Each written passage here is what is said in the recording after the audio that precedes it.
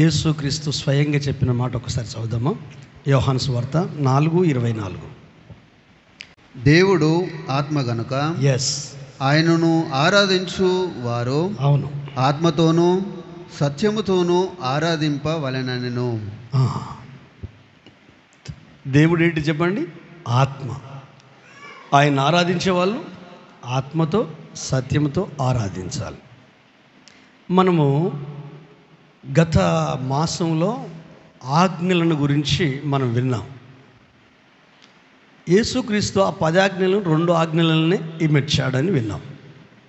కానీ ఆ 2 ఆజ్ఞలు ఏంటంటే, నిన్ను వలె నీ పొరుగువాడిని ప్రేమించుము, అది సెకండ్. ఫస్ట్ ఆజ్ఞ ఏంటిది? పూర్ణ హృదయముతోనూ పూర్ణ వివేకముతోనూ పూర్ణ మనసుతోనూ పూర్ణ బలముతోనూ నీ దేవుడైన యెహోవాను ప్రేమించాలి, ఆరాధించాలి, అంతే. వర్షిప్ అంటే ఆరాధన చేసేటప్పుడు ఈ పదాలలో మీకేమర్థమైందో చెప్పండి. కొంచెం మెదడుకు మేతలాగా ఒట్టిగా నేను చెప్తేనే వింటుకుంటూ వెళ్తున్నారు. మీరు కూడా కొంచెం ఆలోచన.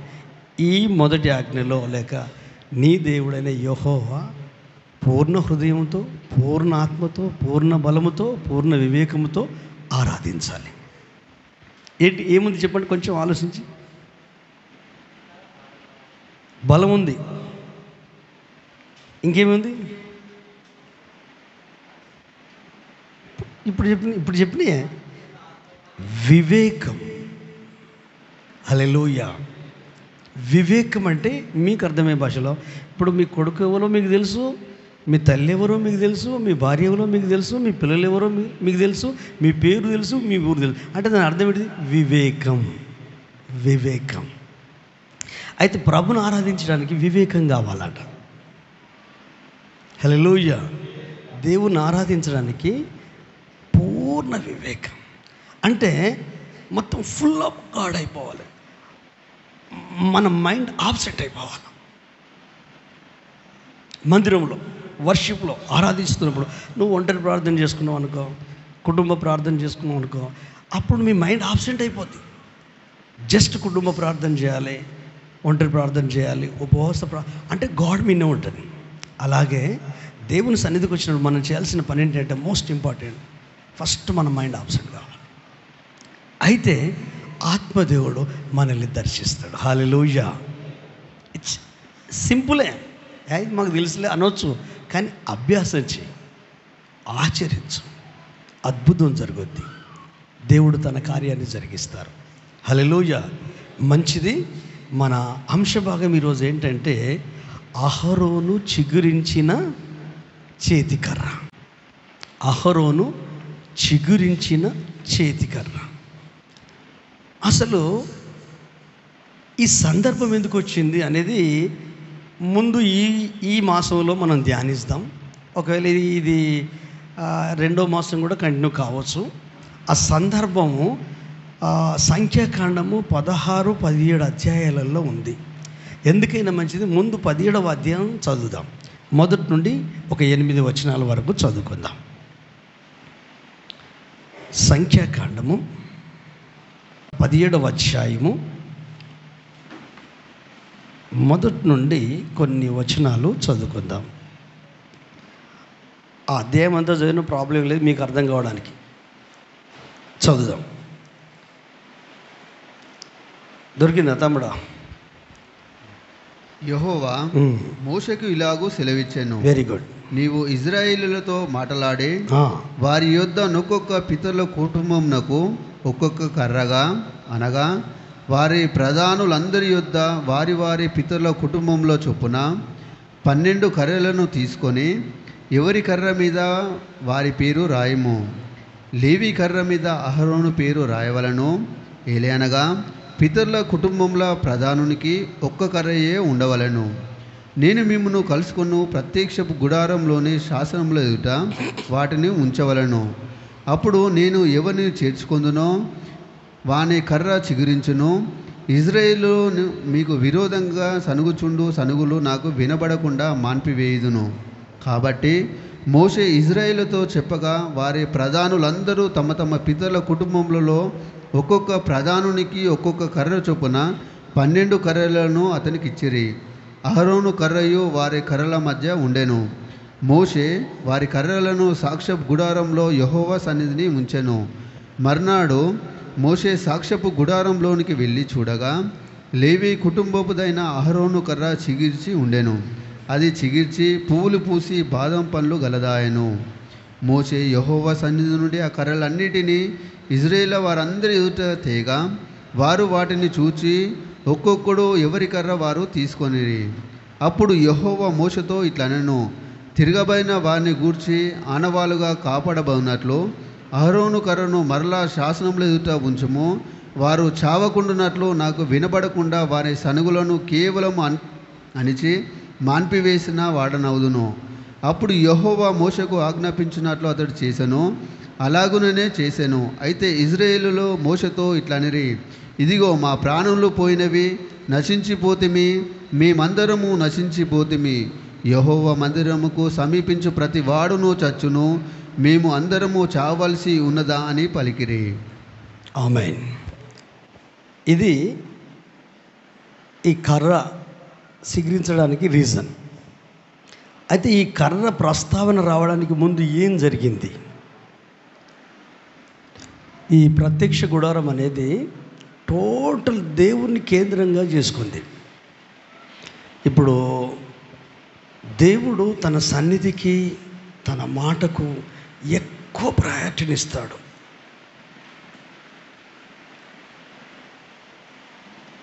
ఐగుప్తు నుండి వీళ్ళని తీసుకొచ్చిన తర్వాత కొద్ది దూరం వెళ్ళిన తర్వాత దేవునికి అనిపించింది ఏమని, మీ గుడారాల మధ్యలో నాకు ఒక గుడారం ఉండాలి, నేను మీలో ఉండాలి, మీతో ఉండాలి, నేను మిమ్మల్ని నడిపించాలి. ఇది దేవుడు కోరుకున్నాడు. మన జీవితాలలో కూడా ఆయన ఉండాలనుకుంటున్నాడు, మనతో ఉండి మనల్ని నడిపించాలనుకుంటున్నాడు. హల్లెలూయా. మనుషులు కాదు, దేవుడే నడిపించాలనుకుంటున్నాడు. దాన్నే కొత్త నిబంధన గ్రంథకర్త పౌలు ఏమంటాడో తెలుసా? ఎందరూ దేవుని ఆత్మచేత నడిపించబడతారో వాళ్ళందరూ దేవుని పిల్లలు. ఇంకో మాట ఉంటుంది రోమపత్రికలో, ఆత్మ తానే మనము దేవుని పిల్లలమని సాక్ష్యం ఇచ్చుచున్నది. అంటే దేవుడు తన పిల్లల గురించి, తన సంఘమును గురించి, రక్షించబడిన ప్రతి వ్యక్తిని గురించి ఆయన కోరుకున్నది ఒక్కటే, ఫస్ట్ స్థానంలో నేను ఉండాలి నా పిల్లల గుండెల్లో, హృదయంలో, వాళ్ళ ఫ్యామిలీలో, వాళ్ళ పిల్లల హృదయాల్లో, వాళ్ళ భర్త, వాళ్ళ తండ్రి, అంటే నేను ఉండాలి, నా సన్నిధి ఉండాలి, నా మాట ఉండాలి. ఇది దేవుడు కోరుకునేది మొదటి నుంచి.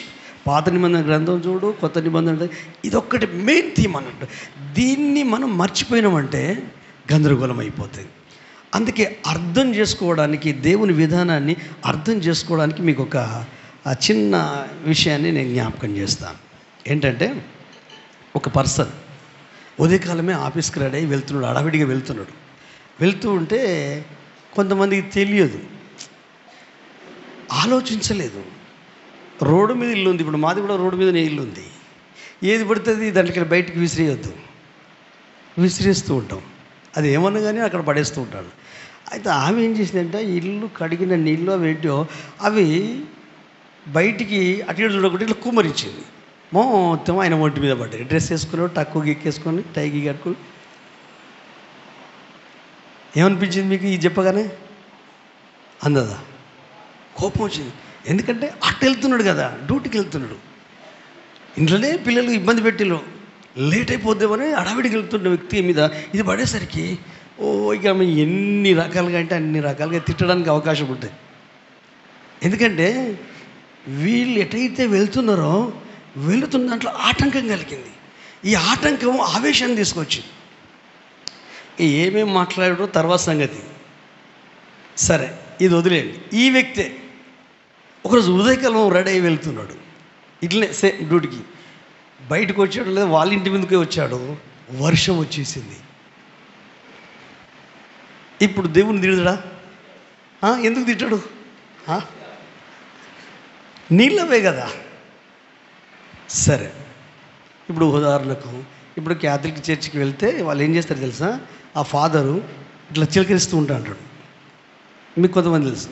దాన్ని నా మీద చిలకరించు అంటారు. ఆ నీళ్ళు పడుతుంటే మనకు ఎట్లుంటుంది ఫీలింగ్? కావాలి అంటే ప్లేసు, ఇప్పుడు సేమ్ ప్లేస్లో 2 సంఘటనలు జరిగినాయి అంటే అది చూసే విధానాన్ని బట్టి మన ప్రవర్తన తెలిసిపోద్ది. దీనినే యాటిట్యూడ్ అంటారు. దీనినే మన ప్రవర్తన అంటే నీళ్ళు అవే కానీ వాళ్ళు పోసారు, అప్పుడు మనకు చిరెత్తు కోపం వస్తుంది. అవే నీళ్ళు వర్షం రూపంలో వస్తుంది, దేవుని మీద కోపం రాదు. అవే నీళ్ళు ఆ మందిరంలో చిలకరింపుడో లేకపోతే హిందూ భాషలో చెప్పాలంటే జలాలు చల్లుతారు కదా, నా మీద జల్లు అంటారు. అంటే మనిషి ఒక్కడే, స్థలాలు వేరు, పరిస్థితులు వేరు. అప్పుడు ఇక్కడున్నప్పుడు ఎలా ఉన్నాడు, వర్షం నీళ్ళు పడ్డప్పుడు ఎలా ఉన్నాడు, ఇక్కడైతే ఇంకా ముందుకెళ్తున్నాడు. అట్లా దేవుని వాక్యం వచ్చేటప్పుడు మనందరం గాడ్ నువ్వు నాతో ఏం మాట్లాడతావు, నీ ఆలోచన నాకేమిస్తావు. ఇజ్రాయేల్ బ్రదర్కి అదే నేర్పిస్తున్నాడు దేవుడు. ఎందుకంటే నాకు చెందవలసిన మహిమ నేను మనుషులకు ఇవ్వను. సంఘాలలో, సహవాసాలలో సేవకులు కావచ్చు, విశ్వాసులు కావచ్చు, దేవుని మహిమను దొంగిలిస్తున్నారు. ఆయనకు నచ్చదు. ఇప్పుడు ఏ రోజు రాజు ప్రసంగం చేస్తాడండి, కొత్త నిబంధన గ్రంథాల్లో ప్రసంగం చేస్తాడు, ఉపన్యాసం ఇస్తాడు. అయితే సూచే జనమంతా ఏమంటారు తెలుసా? ఇది దైవ స్వరమే కానీ కాదు అంటారు. అన్నప్పుడు ఏ రోజు రాజు ఏం చేయాలండి? ఈ గొంతునిచ్చిన దేవుణ్ణి మహింపరచాలా. హల్లెలూయా. చెప్పగలిగే మాటలు చెప్తూ ఉంటే అంతమంది ఓపికతో వింటున్నారే, ఆ ప్రజలకు ఓపికిస్తున్నట్టే ఈ మాటలలో ఏదో ఆ సత్యం ఉంది, గమ్మత్తు ఉంది, అందుకే మంత్రముగ్ధులైపోతున్నారు. ఆ స్కిల్ ఇచ్చినందుకు దేవానికి కృతజ్ఞతలు అని చెప్పాలా. ప్రజలు మనల్ని పొగుడుతారండి. హల్లెలూయా. అబ్బా ప్రభువా, నేను ఎన్నిక లేని వ్యక్తిని. వాళ్ళు అనే దాంట్లో కూడా ఏంటి హిపోక్రసీ లేదు, వేషధారణ లేదు. నిజంగా కూడా దైవస్వరంలాగానే ఉంది, పర్ఫెక్ట్గా ఉంది, దాంట్లో అబద్ధం లేదు, వాస్తవమే. కానీ ఆ స్వరం ఇచ్చిన దేవుడు ఉన్నాడే, అయ్యా థ్యాంక్ యూ గాడ్ అంటే ఎంత బాగుంటుందండి. హల్లెలూయా. మీకు అర్థం కావడం ఇదొక్క ఉపమానం చెప్తున్నాను. అది ఏదైనా నువ్వు కలిగి ఉన్నదాన్ని బట్టి ఏదైనా థ్యాంక్ యూ లార్డ్.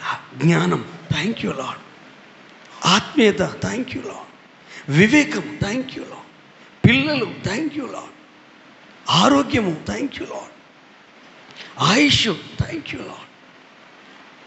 నాకైతే ఒక 21 నుండి 2021 నుంచి ఆరోగ్యం దెబ్బతిన్న కాంచి ఒక వారం ఒక తిరుగుంటా, ఒక వారం బలహీనంగా ఉంటా, ఒక్కొక్కసారి స్ట్రెంత్ అయినట్టు, ఒక్కొక్కసారి నీరసం వచ్చేసి 3-4 రోజులు ఉపవాసం ఉన్నట్టు అనిపిస్తూ ఉంటుంది. ఇక నా లోపల నేను మదన పడుతూ ఉంటాడ. ఇవన్నీ పడుతున్నాడు, నువ్వైతే ప్రాణంతో ఉన్నావు కదా అని దేవుడు చెప్పాడు. హల్లెలూయా. నువ్వైతే ప్రాణంతో ఉన్నావు కదా, థ్యాంక్ యూ జీసస్ అని కూడా సరే మళ్ళీ మామూలు అయిపోతున్నా. హల్లెలూయా. అంటే మన మైండ్ ఏమైపోతుందంటే ఎక్కువ బాధపడతామండి, మానసికంగా బాధపడతాం. అసలు నేను అంటాను, ఎందుకు బాధపడాలి? బాధ ఎందుకు? నువ్వు యేసయ్య బిడ్డవు కదా, యేసయ్య కుమారుడు కదా, యేసయ్య కుమార్తె కదా, భార్య పిల్లలు ఉన్నారు, ఫ్యామిలీ మెంబర్స్ ఉన్నారు, తినడానికి ఫుడ్ ఉంది, కట్టుకోవడానికి వస్త్రాలు ఉన్నాయి, మంచి బెడ్ ఉంది, కాళ్ళకు చెప్పులు ఉన్నాయి, చేతికి వాచ్ ఉంది, చేతిలో 2-3 సెల్లులు ఉన్నాయి. హల్లెలూయా. అన్నీ ఉన్నా నువ్వు ఎందుకు బాధపడుతున్నావు? అది నా ప్రశ్న. అంటే నువ్వు కలిగి ఉన్న దేవుని మీద నీకు మనసు లేదు. మనసు ఉంటే వివేకాన్ని ఇస్తాడు, జ్ఞానాన్ని ఇస్తాడు. హల్లెలూయా. ఒక జమీందారు చాలా ధనవంతుడండి. ఇది క్రిటికల్ అంశం కాబట్టి కొంచెం మీ మైండ్ను ఇది చేస్తూ ఉన్నాను, షుగర్ కోటింగ్ లాగా. దేవునికి స్తోత్రం. హల్లెలూయా. అయితే ఈ జమీందారు చాలా ధనవంతుడు. పాపం అమ్మ నాన్న చనిపోయారు, పెళ్ళి చేసుకోలేదు. ఈ కాలం పిల్లలు కూడా పెళ్ళి అంటే భయపడుతున్నారు తెలుసా? ఎందుకు? 24 గంటలు వాళ్ళ మమ్మీ డాడీ తనుకుడే, 24 hours నరకం. ఈ పిల్లలు ఆగమైపోతున్నారు. అమ్మో, పెళ్ళి చేసుకుంటే ఇంత నరకమా? ఇన్ని గొడవలా? లేదండి, 30-40 సంవత్సరాలు వచ్చేదాకా కూడా చేసుకుంటట్లేరు. 40 వచ్చినాక తోడుకులు కావాలి కదా, అప్పుడు చేసుకున్నాం. ఆలోపు వీళ్ళు వాళ్ళ కాళ్ళ మీద వాళ్ళు స్టాండర్డ్గా నిలబడి ఉద్యోగం సద్యోగం చేసి బ్రతుకుతూ ఉంటారు.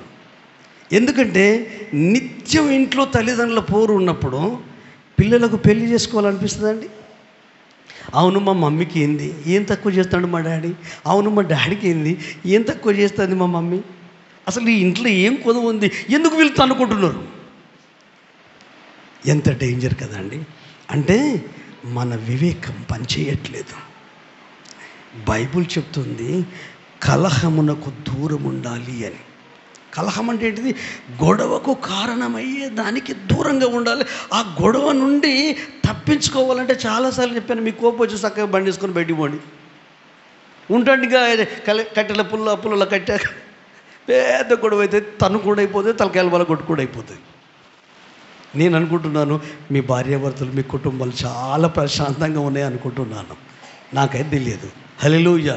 ఉండాలి, ఉండి తీరాలి. కారణం ఏంటంటే ఫస్ట్ ప్లేస్లో దేవుడు ఉన్నాడు అనుకో, దేవుని వాక్యం ఉందనుకో, ఫస్ట్ నీ కుటుంబం దీవనకరంగా ఉంటుంది. ఎందుకంటే యజమానులకు వివేకం ఇస్తాడు, బుద్ధి జ్ఞానం ఇస్తాడు. ఎవరితో ఎలా ప్రవర్తించాలి, ఎక్కడ ఎలా మాట్లాడాలి, ఎక్కడ ఎలా ఉండాలి. ప్లేసెస్ వేరే కావచ్చు, ఇక్కడ రియాక్షన్ వేరే అయినప్పటికీ అది చూడకుండా ప్లాన్ ప్రకారంగా పోసింది కాదు కదా నీళ్ళు. ఆమె ప్లాన్ వేసుకొని పలానోడు ఇట్లా వస్తాడు, వీడు ఎర్రగా బుర్రగా ఉన్నాడు, వీడు ఇట్లా నడవడం అసలు నాకు ఇష్టం లేదు, నా కొడుకు అందవికారంగా ఉన్నాడు, వీడు నా కొడుకు ఒకే రోజు పుట్టిల్లు కాబట్టి వాడు అంత తెల్లగుంటాడు, నా కొడుకు ఇంత నల్లగుంటాడు అని ఈమెకి ఏదేదో అనిపించి చేసింది కాదు, యాక్సిడెంటల్గా జరిగింది. హల్లెలూయా. కొంచెం బాధపడ్డాడు, సారీ అని చెప్పగానే సరే అని వదిలేశాడు. కానీ మనసులో ఏదో ఒక బాధ. ఆ తర్వాత వర్షం అంటే కొంతమంది చాలా సంతోషం అనిపిస్తుంది. ఓ హాయిగా ఆ వర్షపు జల్లులో తడిసి ముద్దయితా అంటారు, ఏదో మనసు పరవశిస్తూ ఉంటా అంటే అప్పుడు బాధ అనిపించలేదు. తర్వాత చర్చిలో ఆ యొక్క అభిషేకపు నీళ్లు చల్లుతూ ఉంటే కొంతమంది ఉంటారు కదా, మొత్తం ప్లేట్లు పడుకొని చల్లుడు మా మీద పడాలని. అది వాక్యానుసారం కాదు, కానీ అంటే వాళ్ళ వైఖరి. అంటే దేవుని వాక్యం ఎడల, దేవుని సన్నిధి ఎడల, దేవుని మందిరం ఎడల, నువ్వు నమ్మిన క్రీస్తు ఎడల యువర్ యాటిట్యూడ్ ఎలా ఉంది? ఒక్కసారి ప్రశ్న, చిన్నదే, ఇది పెద్దది ఏం కాదు, పెద్ద మర్మం కాదు, మనకు తెలిసిన విషయమే. అసలు మనం ఎట్లుంటున్నాం? మందిరం కనిపించగానే ఎట్లయిపోతున్నాం, ఆరాధనకు రాగానే ఎట్లయిపోతున్నాం, వాక్యం వినగానే ఎట్లయిపోతున్నాం. అంటే అది మనిషి మాట అయితే నమ్మకం. అందుకే నీకు మనస్సాక్షి ఉంది, పరిశుద్ధాత్మ ఉన్నాడు, ఒక్కసారి పునః పరిశీలన చేసుకో. నేను ఎవరి కుమారుడిని, ఎవరు నన్ను ఎన్నుకున్నారు, నా కుటుంబాన్ని ఎన్నుకున్నది ఎవరు, నాకు ఈ సమస్తాన్ని ఇచ్చింది ఎవరు? ఇది పక్కకు తప్పితే దేవునికి బాధ, కోపం అనిపిస్తుంది. సేవకులు కనిపించకపోవచ్చు, ఎందుకంటే మీరు దశంభాగాలు కానుకలు ఇస్తారు, మంచిగా ప్రేమిస్తారు, అన్నీ తీసుకొచ్చి ఇస్తారు. ఇక వాళ్ళు ఇట్లుంటే నా పబ్బం అయితే గడుస్తుంది కదా, నా పొట్ట తిప్పలైతే వెళ్తుంది కదా, నా ఖర్చులైతే పోతున్నాయి, వాళ్ళు ఎలా ఉంటే ఏంటి అని వాళ్ళు ఏం చెప్పరు. కానీ నిజమైన సేవకుడైతే విశ్వాసులు ఇచ్చే ధనమో కానుకలో ఆస్తో కాదు, కానీ వాళ్ళ ఆత్మల మీద దృష్టి పెడతాడు. వాళ్ళు క్రీస్తు వల్ల మారడం కొరకు అహోరాత్రులు ప్రార్థించి ప్రభు ఆలోచన పొందుకొని వాళ్ళకు అందించడానికి ఒక కన్న తల్లిలాగా, కన్న తండ్రిలాగా బుజ్జగించి చెప్తాడు, ప్రేమించి చెప్తాడు, గద్దించి చెప్తాడు, హెచ్చరిక చేసి చెప్తాడు, అవసరమైతే బెద్దెం పట్టుకొని కూడా చెప్తాడు. అప్పుడు దేవుణ్ణే చూడాలి, దేవుని సన్నిధినే చూడాలి, దేవుని వాక్కునే చూడాలి, కానీ నిలబడిన వ్యక్తిని చూడొద్దు. హల్లెలూయా. అసలే చూడద్దు. ఇది బైబుల్ విధానమే కాదు, బైబుల్ పద్ధతే కాదు. దావీదుకు తెలుసు, నీతిమంతులు కొట్టుట నన్ను తైలాభిషేకం. చెప్పే బోధకులు స్వార్థపూరితమైన బోధ కనుక చేస్తే, కపటపూరితమైన బోధ కనుక చేస్తే వినే ప్రతి ఒక్కరికి అర్థమవుతుంది. వారిలో ఉన్న పరిశుద్ధాత్మ దేవుడు కూడా వారికి అర్థం చేస్తాడు, ఇదంతా ట్రాష్, పెద్ద బిల్డప్ ఇస్తాడు అని నీ ఆత్మకు అర్థమైపోద్ది. ఎప్పుడు నువ్వు తేటగా ఓపెన్ మైండ్తో ఉండి ఏ ఆలోచన లేకుండా నువ్వు వింటూ ఉన్నావు అనుకో, అది మంచి అయినా చెడైనా నువ్వు ఇట్టే గుర్తుపట్టగలుగుతావు. ముందే కొన్ని ప్రెజుడిస్ అంటే కొన్ని అభిప్రాయాలు హృదయంలో ఫామ్ అయి ఉన్నాయి అనుకో, ఏది చెప్పినా ఇది నా కొరకే చెప్తాడు అనిపిస్తా అంటే, ఏది చెప్పినా ఇది నన్ను ఉద్దేశించి చెప్తాను. సరే, అట్లా చెప్పడం వల్ల నువ్వేమైనా చెడిపోతావా? ఆలోచించక. ఒకవేళ చెడిపోతావా? చెడగొట్టే మాటలా, పాడు చేసే మాటలా, నిలబెట్టే మాటలా, ధైర్యపరిచే మాటలా, సరిచేసే మాటలా, పవిత్రపరిచే మాటలా, ముందుకు నడిపించే మాటలా, నడుస్తున్న నేను కొంకులు దిగొట్టే మార్గ విశ్వాసంలో ఎదిగే మాటలా, అది ఆలోచించాలి. మరి ఇవన్నీ కావాలంటే నువ్వు దేవునికి దగ్గరగా ఉండాలి, దేవుని వాక్కుకు దగ్గరగా ఉండాలి, దేవుని సన్నిధికి దగ్గరగా ఉండాలి. మరి ఇది జరగాలంటే వివేకం కావాలి, ప్రభును ప్రేమించే గుణం కావాలి, ఆయనను హత్తుకునే స్వభావం కావాలి. మరి ఇది మాకు ఎట్లా తెలుస్తుంది? నువ్వు నీ పిల్లల్ని ప్రేమిస్తలేవా? నువ్వు తల్లిదండ్రులను ప్రేమిస్తలేవా? నువ్వు నీ భార్యను ప్రేమిస్తలేవా? నువ్వు నీ కుటుంబాన్ని ప్రేమిస్తలేవా? అందులో నుండే కదా. అలాగే యేసయ్యను ప్రేమించు, అంతకంటే ఎక్కువ ప్రేమించు. ఉంది ప్రేమ. రోమా 5:5లో ఏలయనగా ఈ నిరీక్షణ మనల్ని సిగ్గుపరచదు, పరిశుద్ధాత్మ ద్వారా దేవుని ప్రేమ మన హృదయములలో కుమ్మరించబడి ఉంది. ఇది అగాపే ప్రేమ. ఇది తల్లిదండ్రులకు పిల్లలకు మధ్య ఉన్న ప్రేమ కాదు, స్నేహితుల మధ్య ఉన్న ప్రేమ కాదు, భార్యాభర్తల మధ్య ఉన్న ప్రేమ కాదు, బంధువుల మధ్య ఉన్న ప్రేమ కాదు. ఈ ప్రేమ డిఫరెంట్. ఈ ప్రేమలన్నేంటి స్వార్థంతో కూడుకున్నవి. వాళ్ళు నీకు ఏదైనా మంచి చేస్తే నువ్వు వాళ్ళకు మంచి చేయాలనిపిస్తుంది. వాళ్ళు నిన్ను గౌరవిస్తే నీవు వాళ్ళను గౌరవించాలనిపిస్తుంది.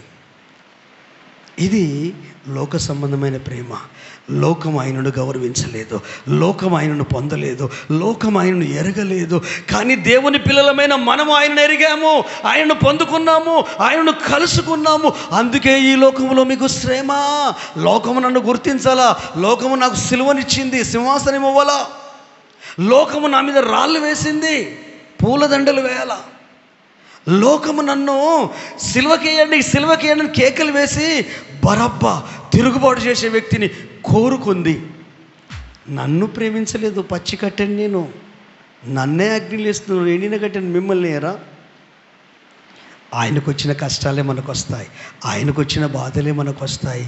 ఈ బాధలలో కష్టాలలో వీళ్ళు ధైర్యంగా ముందుకెళ్ళాలంటే, ఎప్పటికీ మోసతోనే మాట్లాడుతున్నా కదా, ఈ ప్రజల మధ్యలోకి దిగొచ్చి ఈ ప్రజలకు కూడా నేను కనపడతా, ప్రజల మధ్యలో కూడా నేను నివసిస్తా అని ఒక ప్రత్యక్ష గుడారాన్ని నిర్మించేసి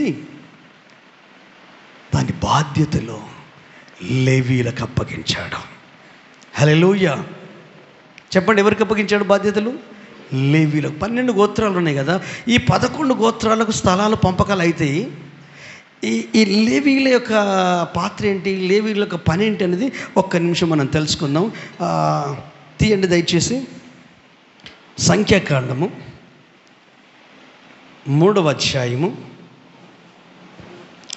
5వ వచనం నుండి 12 వరకు చదువుకుందాం.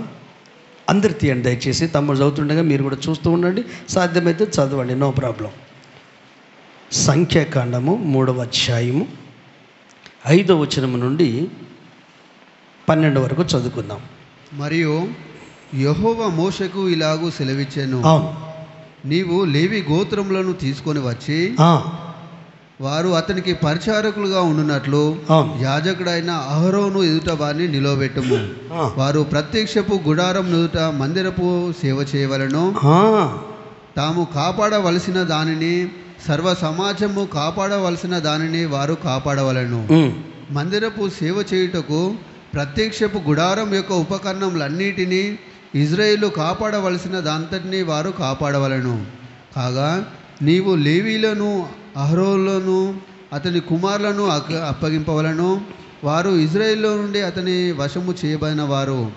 నీవు అహరోనును, అతని కుమారులను నియమింపవలను. వారు తమ యాజక ధర్మమును అనుసరించి నడుచుకొందురు. 12 వరకు అయిపోయిందా? అయిపోలేదు. 12 వరకు. అన్యుడు సమీపించిన ఎడల వాడు మరణశిక్ష నొందును. మరియు మోషకు ఇలాగూ సెలవిచ్చెను, ఇదిగో నేను ఇజ్రాయేలులో తొలిచూలైన ప్రతి మగపిల్లను మారుగా ఇజ్రాయేలు నుండి లేవీలను నా వశము చేసుకొని ఉన్నాను. ప్రతి తొలిచూలియు నాది, గనుక లేవీలు నావారై ఉందురు. దేవునికి స్తోత్రం. ఈ సబ్జెక్టు, ఈ కర్ర గురించి తెలవాలంటే ఇవన్నీ తెలియాలి. అందుకే ప్రేయర్ఫుల్గా ఉండడం కొరకు మీకు కొన్ని విషయాలు చెప్తూ ఆ మాటలు మీ హృదయంలో పడాలి. మీకు అర్థం కాకపోయినా నేను చెప్పేది వినడానికి ప్రయత్నించండి. లేవీల గురించి ఇంకొక మాట కూడా చదువుతాం. మొదటి అధ్యాయం అదే సంఖ్యాకాండము 47 నుండి 54 వరకు. 47వ వచనం నుండి 54 వరకు మొదటి అధ్యాయం. అయితే లేవీలు తమ పితరుల గోత్రం చొప్పున వారితో పాటు లెక్కింపబడలేదు. చదువు. ఏలైనగా యెహోవా మోషేతో ఇలాగూ సెలవిచ్చి ఉండెను, నీవు లేవి గోత్రంలోనూ లెక్కింపకూడదు. ఇజ్రాయేళ్ల మొత్తమునకు వారి మొత్తమును చేర్చకూడదు. నీవు సాక్ష్యపు గుడారం మీదను దాని ఉపకరణములన్నిటి మీదను దానిలో చేరిన వాటన్నిటి మీదను లేవీలను నియమింపుము. వారే మందిరమునకు దాని ఉపకరణములన్నిటినీ మోయవలను. వారు మందిరపు సేవ చేయుచు దాని చుట్టూ దిగవలసిన వారై ఉందురు. మందిరము సాగబోనప్పుడు లేవీలే దాన్ని విప్పవలను. మందిరము దిగినప్పుడు లేవీలే దాన్ని వేయవలను. అన్యుడు సమీపించిన యెడల వాడు మరణశిక్ష నొందును. ఇజ్రాయేలు తమ తమ సేనల చొప్పున ప్రతి వాడును తన తన పానములలో తన తన ధ్వజం నొద్ద దిగవలను. ఇజ్రాయేలు సమాజం మీద కోపం రాకుండానట్లు లేవీలో సాక్ష్యపు గుడారం చుట్టూ దిగవలను. వారు సాక్ష్యపు గుడారంను కాపాడవలను. యెహోవా మోషేకు ఆజ్ఞాపించిన వాటన్నిటినీ తప్పకుండా ఇజ్రాయేలు చేసిరి. ఆమేన్. ఇంకొక మాట కూడా చదివిస్తాను, ఎందుకంటే ఇక మళ్ళీ చదివించకుండా 3వ అధ్యాయం 15వ వచనం నుండి 17 వరకు, 15 to 17 వరకు. అదే 3వ అధ్యాయము. ఇది మొదటి అధ్యాయం చదువుకున్నప్పుడు ఇప్పుడు 3వ అధ్యాయంలోకి రండి. లేవీల పితరుల కుటుంబములను వారి వారి వంశములను లెక్కింపుము. 1 నెల మొదలుకొని పై ప్రాయము గల మగవారందరినీ లెక్కింపవలెను. కాబట్టి మోషే యెహోవా తనకు ఆజ్ఞాపించినట్లు ఆయన మాట చొప్పున వారిని లెక్కించెను. లేవీ కుమారుల పేర్లు గెర్షోను, కహాతు, మోరారు అనునవి. గెర్షోను కుమారుల వంశకర్తల పేర్లు లిబ్ని, షీమి అనునవి. అయిపోయిందా? Okay, right. ఇప్పుడు ఇటు వినండి. ప్రత్యక్ష గుడారము ప్రజల మధ్యలో ఉండాలి. 4 గోత్రాల దాదాపు దాను, ఆషేరు, నప్తాలి. ఇటు ఎఫ్రాయిము, మనష్షే, బెన్యామీను, యూదా, ఇస్సాకారు, జెబులోను, రూబేను, సిమియోను, గాదు. హల్లెలూయా. ఇన్ని గోత్రాలు వచ్చినాయి, కానీ లేవి గోత్రం వచ్చిందా? అలా అయితే లేవి గోత్రం లేదు. ఈ లేవి గోత్రము సమీపంగా ఉండాలి ప్రత్యక్ష గుడారానికి. సమీపంగా. ఎందుకు ప్రత్యక్ష గుడారం సమీపంగా ఉండాలంటే ఈ 11 గోత్రాలలో నుండి లేవిని దేవుడు ఏర్పాటు చేసుకున్నాడు. లేవికి ఎంతమంది కొడుకులు? 3. గెర్సోను, ఇస్సాకారు, మొరారి. హల్లెలూయా. మీరు ఇంటికి వెళ్ళినాక చదువుకోండి. ఈ 3కి వాళ్ళ వంశవాళ్ళ ప్రకారంగా వాళ్ళకు కొడుకులు, వాళ్ళకు బిడ్డలు. ఇట్లా పెద్ద చరిత్ర. అంటే ఇందులో నుండి దేవుడు మోషే కుటుంబాన్ని, అహరోను కుటుంబాన్ని యాజకులుగా ఎన్నుకున్నాడు. ఇప్పుడు వీళ్ళ పనులు, వీళ్ళ విధులు ఏంటంటే, వీళ్ళు చేయాల్సిన పనులు కానీ విధులు ఏంటంటే, గుడారాన్ని వాళ్ళు విప్పుతారు. అహరోను కుటుంబస్తులే ఈ గుడారాన్ని విప్పుతారు. ఈ గుడారాన్ని వీపన్నిటిని ప్యాక్ చేస్తారు. తర్వాత ఈ కహాతు కుటుంబ సభ్యులు దానిని మోయాలి. హల్లెలూయా. అంటే లేవి పిల్లలు ఎవరైతే ఉన్నారో 3 కొడుకులు, వాళ్ళకు ఒక్కొక్క పని బాధ్యతలు అప్పగించాడు. మీరు ఆ సంఖ్యాకాండం చదువుతూ ఉంటే ఒక్కొక్కరికి ఏ ఏ బాధ్యతలు ఏమేమి చేయాలని చాలా వివరంగా ఉంది. అంటే వీళ్ళు ఈ బాధ్యతలు నిర్వర్తించాలి. దేవునికి దగ్గరగా ఉండే బాధ్యత ఇజ్రాయేల్ ప్రజలకు లేదు, లేవీలకు మాత్రమే ఉంది. ఈ లేవీలలో అహరోనును దేవుడు ఎన్నుకున్నాడు. హల్లెలూయా. అంటే ఈ విధానంలో మనుషుల ప్రమేయం లేదు అని చెప్పడానికి ఇదంతా చెప్తున్నాను. మోషే చెప్తే లేవీలను ఏర్పాటు చేసుకోలేదు. లేకపోతే అహరోను మోషే కలిసి అయ్యా మమ్మల్ని ఎన్నుకో అని అంటే వాళ్ళని ఎన్నుకోలేదు. దేవుడే వారిని ఎన్నుకున్నాడు. మిద్యాను అరణ్యములో, హల్లెలూయా, ఐగుప్తు దేశములో భయంకరంగా శ్రమల మధ్య మగ్గిపోతుంటే, మగపిల్లలు పుడితే చంపాలన్న ఆ సిచ్యువేషన్లో ఆ తల్లిదండ్రులకు విశ్వాసం ఇచ్చి మోషను కాపాడగలిగే ధైర్యము అమ్రాముకు యోకోబేదికి ఇస్తే 3 నెలలు ఎలాగో అలా కాపాడారు. కానీ ఆ తల్లిదండ్రులు విశ్వాసంతో ఉంది కనుక వీడు చావొద్దు బ్రతకాలన్న ఆలోచన అంతరంగంలో ఉండి జమ్ము పెట్టె తయారు చేసి కీలు పోసి నైలు నదిలో వదిలిపెట్టింది. చావడం కొరకు సిద్ధం చేయలేదు. అయితే బ్రతకాలి, నిన్ను నన్ను మనల్ని రక్షించింది ఈ లోకంలో విడవబడడం కొరకు సిద్ధం చేయలేదు. నీకు తెలియదు, మోషకు కూడా తెలియదు, పసిపిల్లోడు కదా. అయితే మోషే వాళ్ళ అక్క మిరియాం, ఆ పిల్లకు అమ్మ నాన్న చెప్పారో లేదో కానీ తల్లిదండ్రుల తపన చూసింది. పిల్ల ముందు పుట్టింది కదా, ముందు పుట్టిన వాళ్ళు కొంచెం జ్ఞానం ఉంటుంది. రక్షించబడిన ఎక్కువ సీనియర్లు ఉంటారు చూడు, వాళ్ళ జ్ఞానం ఉంటుంది. చిన్నపిల్లలకి చేయరు వారు, మొన్ననే గుడికి వచ్చినట్టు చేసినట్టు చేయరు వాళ్ళు.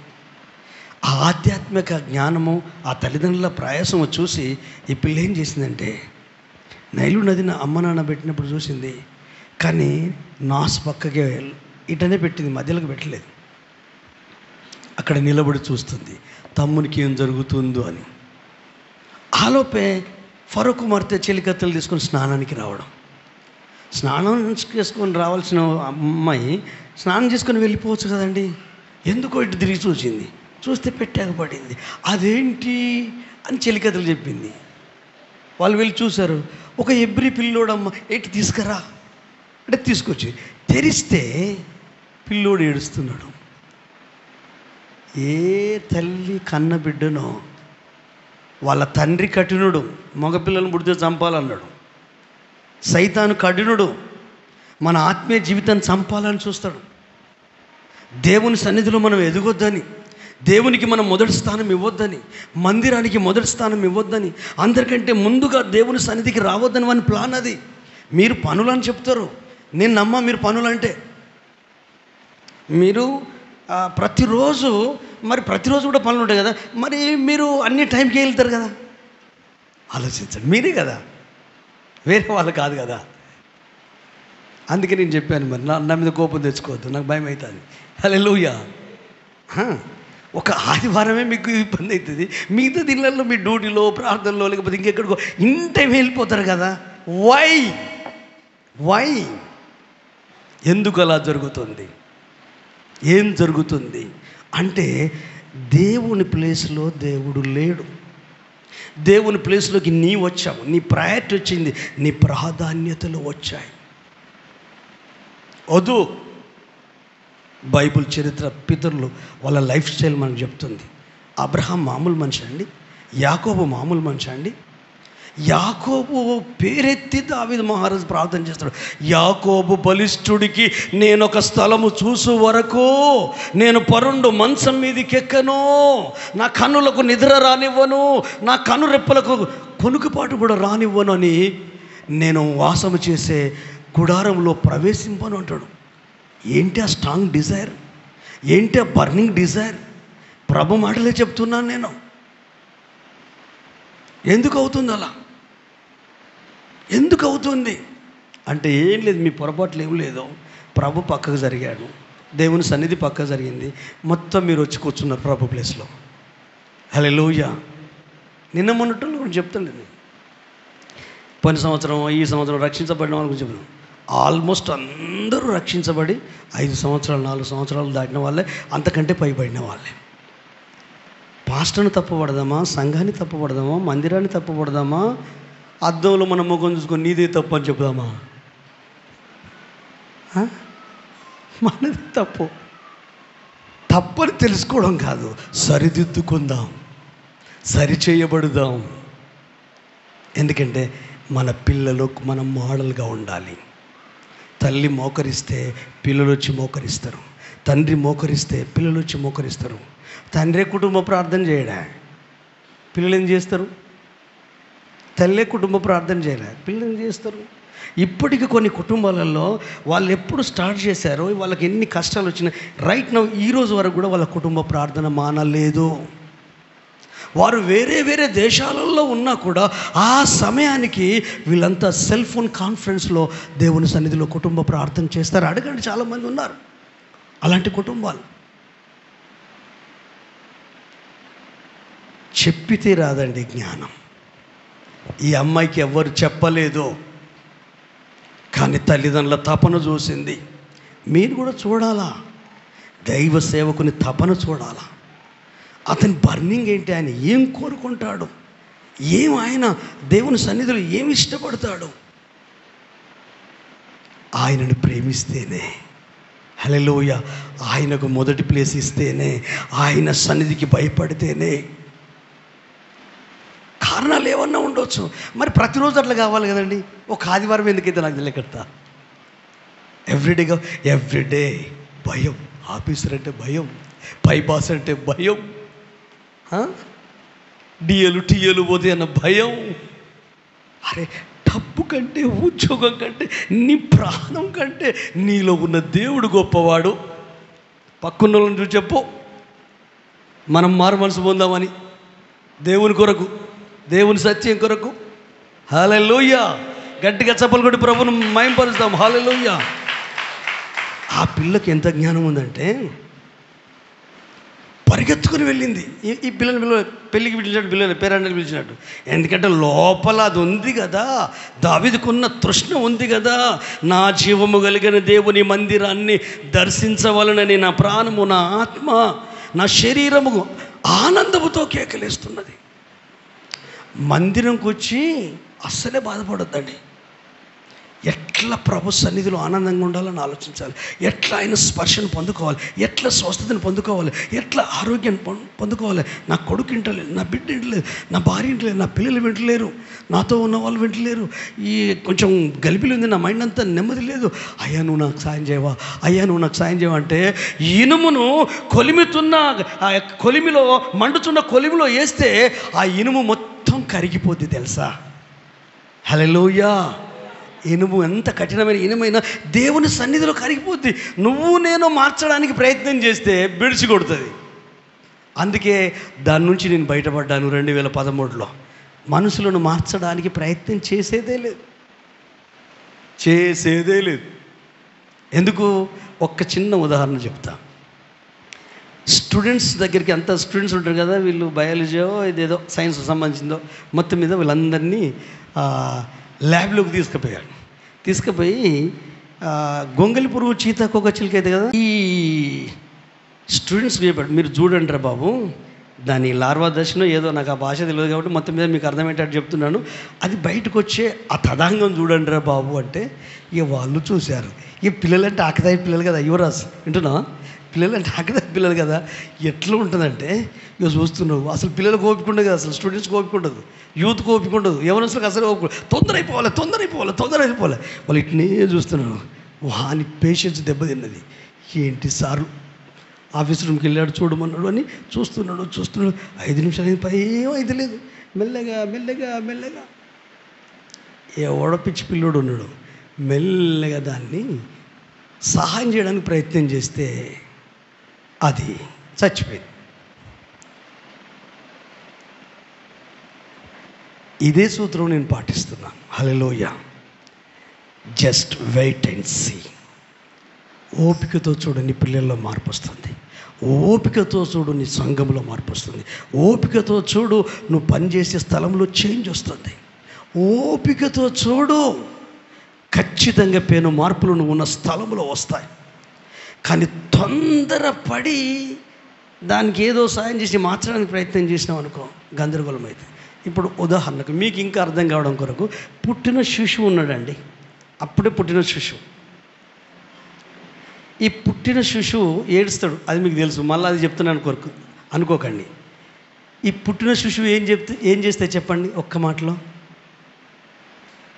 ఏడుస్తుంది. అది కాకుండా ఇంకేం చేస్తే చెప్పండి? మీకు తెలిసిందే. ఇప్పుడు భయపడకండి. నేను అనుకున్నది చెప్పకపోయినా పర్వాలేదు, నేనేమనుకోను. టైం వేస్ట్ అవుతుంది పాస్టర్, మీరే చెప్పేయండి అంటారా? మీరు కూడా ఆలోచించండి, కొంచెం ఆలోచించండి, చూద్దాం. చెప్పు. నువ్వు ఏదో ఒకటి తప్పైనా ఉప్పైనా నిన్ను మెచ్చుకుంటా నేను. ఎందుకంటే రాంగ్ అని రైట్ అని నువ్వు మాట్లాడతావు. ఆ మాట్లాడే గుణం నాకు I like you, I love you నిజంగా. ఓకే, నో ప్రాబ్లం, చెప్పండి. అంటే మీరు ఆలోచించండి. కాళ్ళు చేతులు ఆడిస్తారు, నీ మనసు చల్లకుండా. పుట్టిన శిశువు ఆడిస్తాడు, ఆడియాడా? ఇట్లా ఇట్లా ఎంతో బలం ఉన్నాడు, డీజే ఇట్లా ఇట్లా ఇట్లా కాలు ఇట్లా. పిల్లోడికి మీరు చెప్పారా? చెప్పలేదు. అంబడమని మీరు చెప్పారా? చెప్పలేదు. బోర్ల పడమని మీరు చెప్పారా? చెప్పలేదు. మీరు పాలిస్తున్నారు, భద్రత ఏర్పాటు చేస్తున్నారు, చేయగలిగింది చేస్తున్నారు.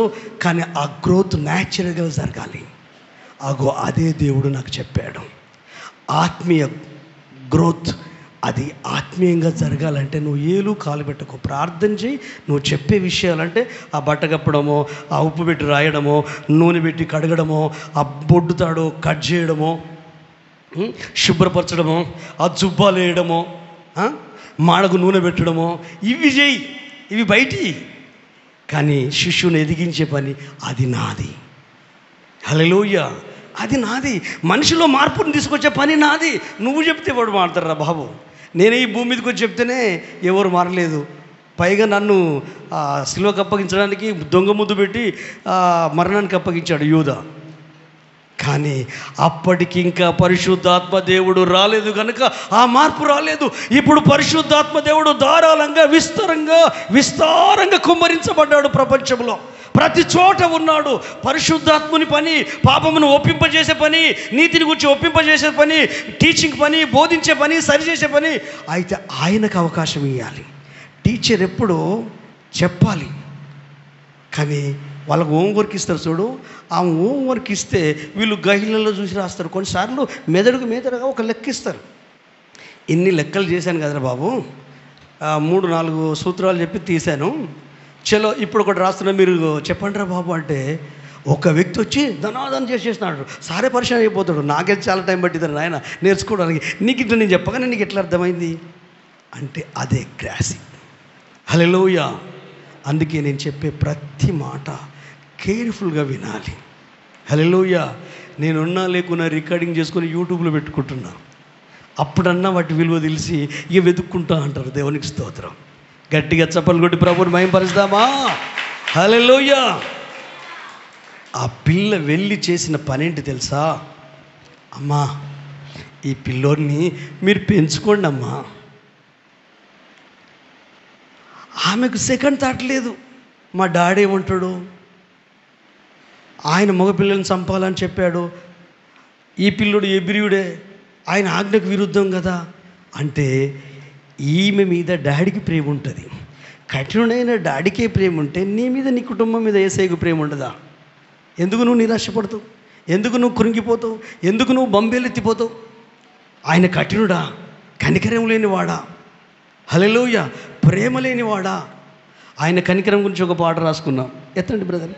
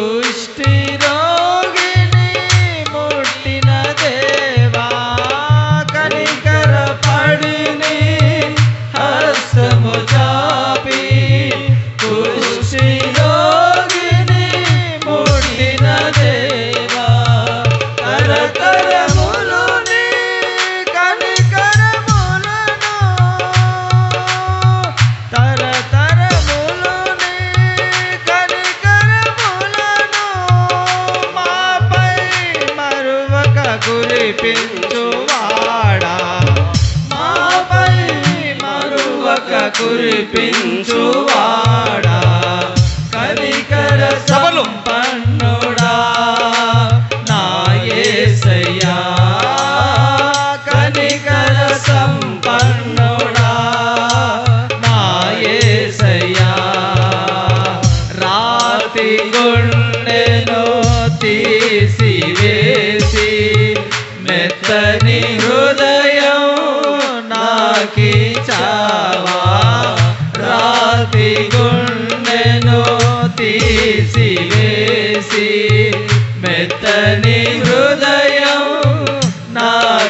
ఇచ్చావా బలిని నీవు కోరవు దేవా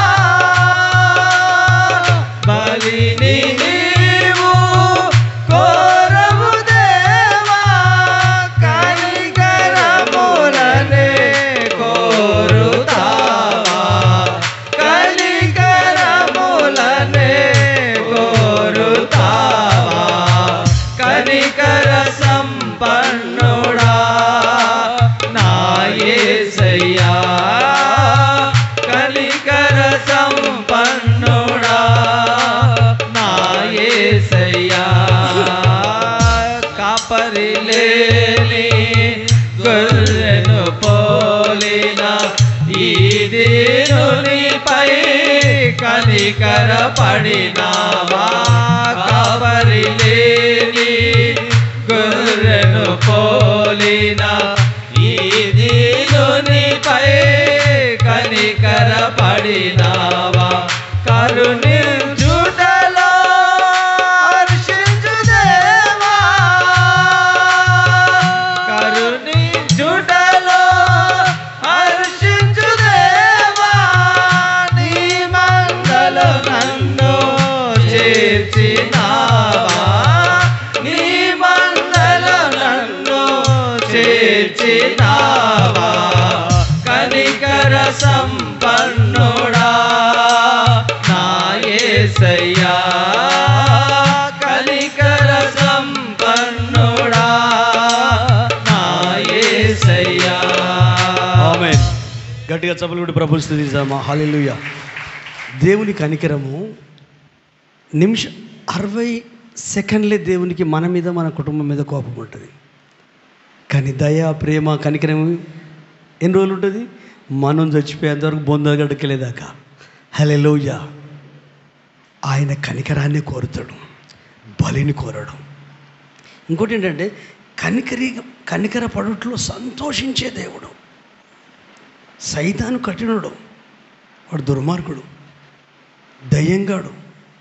ఒక ఆత్మని తీసుకుపోయాడు, ఇంకొక ఆమె మీద సాగరంలో ప్రార్థన చేసినాం, భార్య మీదకి వచ్చింది. అది మాట్లాడుతున్న శక్తి. ఇంటి యజమానుడిని వారం రోజుల క్రితమే తీసుకుపోయినాం, ఊరిపెట్టుకొని చచ్చిపోయాడు. అయితే మామూలుగా ఏదో కష్టాలు ఎక్కువ వచ్చి చనిపోయాడు. కష్టాలు వస్తాయి, కానీ ఊరిపెట్టుకోమని చెప్పింది సైతాన్. ఎందుకు? యూదాకు నేర్పించింది మనోడే కదా ఫస్ట్. ఊరిపెట్టుకొని చనిపోయే వాళ్ళకు మూలపురుషుడు అంతే, ఆయనంతటా ఆయన ఊరిపెట్టుకొని చనిపోయాడు. అంటే సైతాన్ స్వభావం. కాబట్టి ప్రార్థన చేస్తే ఊరు పెట్టుకోమని చెప్పింది నేనే. ఏంటి 20,000 అప్పుకు చచ్చిపోయాడండి 94వ సంవత్సరంలో. ఎంత అప్పుకు? 20,000 అప్పుకు. 3 పిల్లలు, 2 ఆడపిల్లల కొడుకు. 20,000 అప్పు. అట్లా అంటే ఇప్పుడు నేనేం చేయాలి?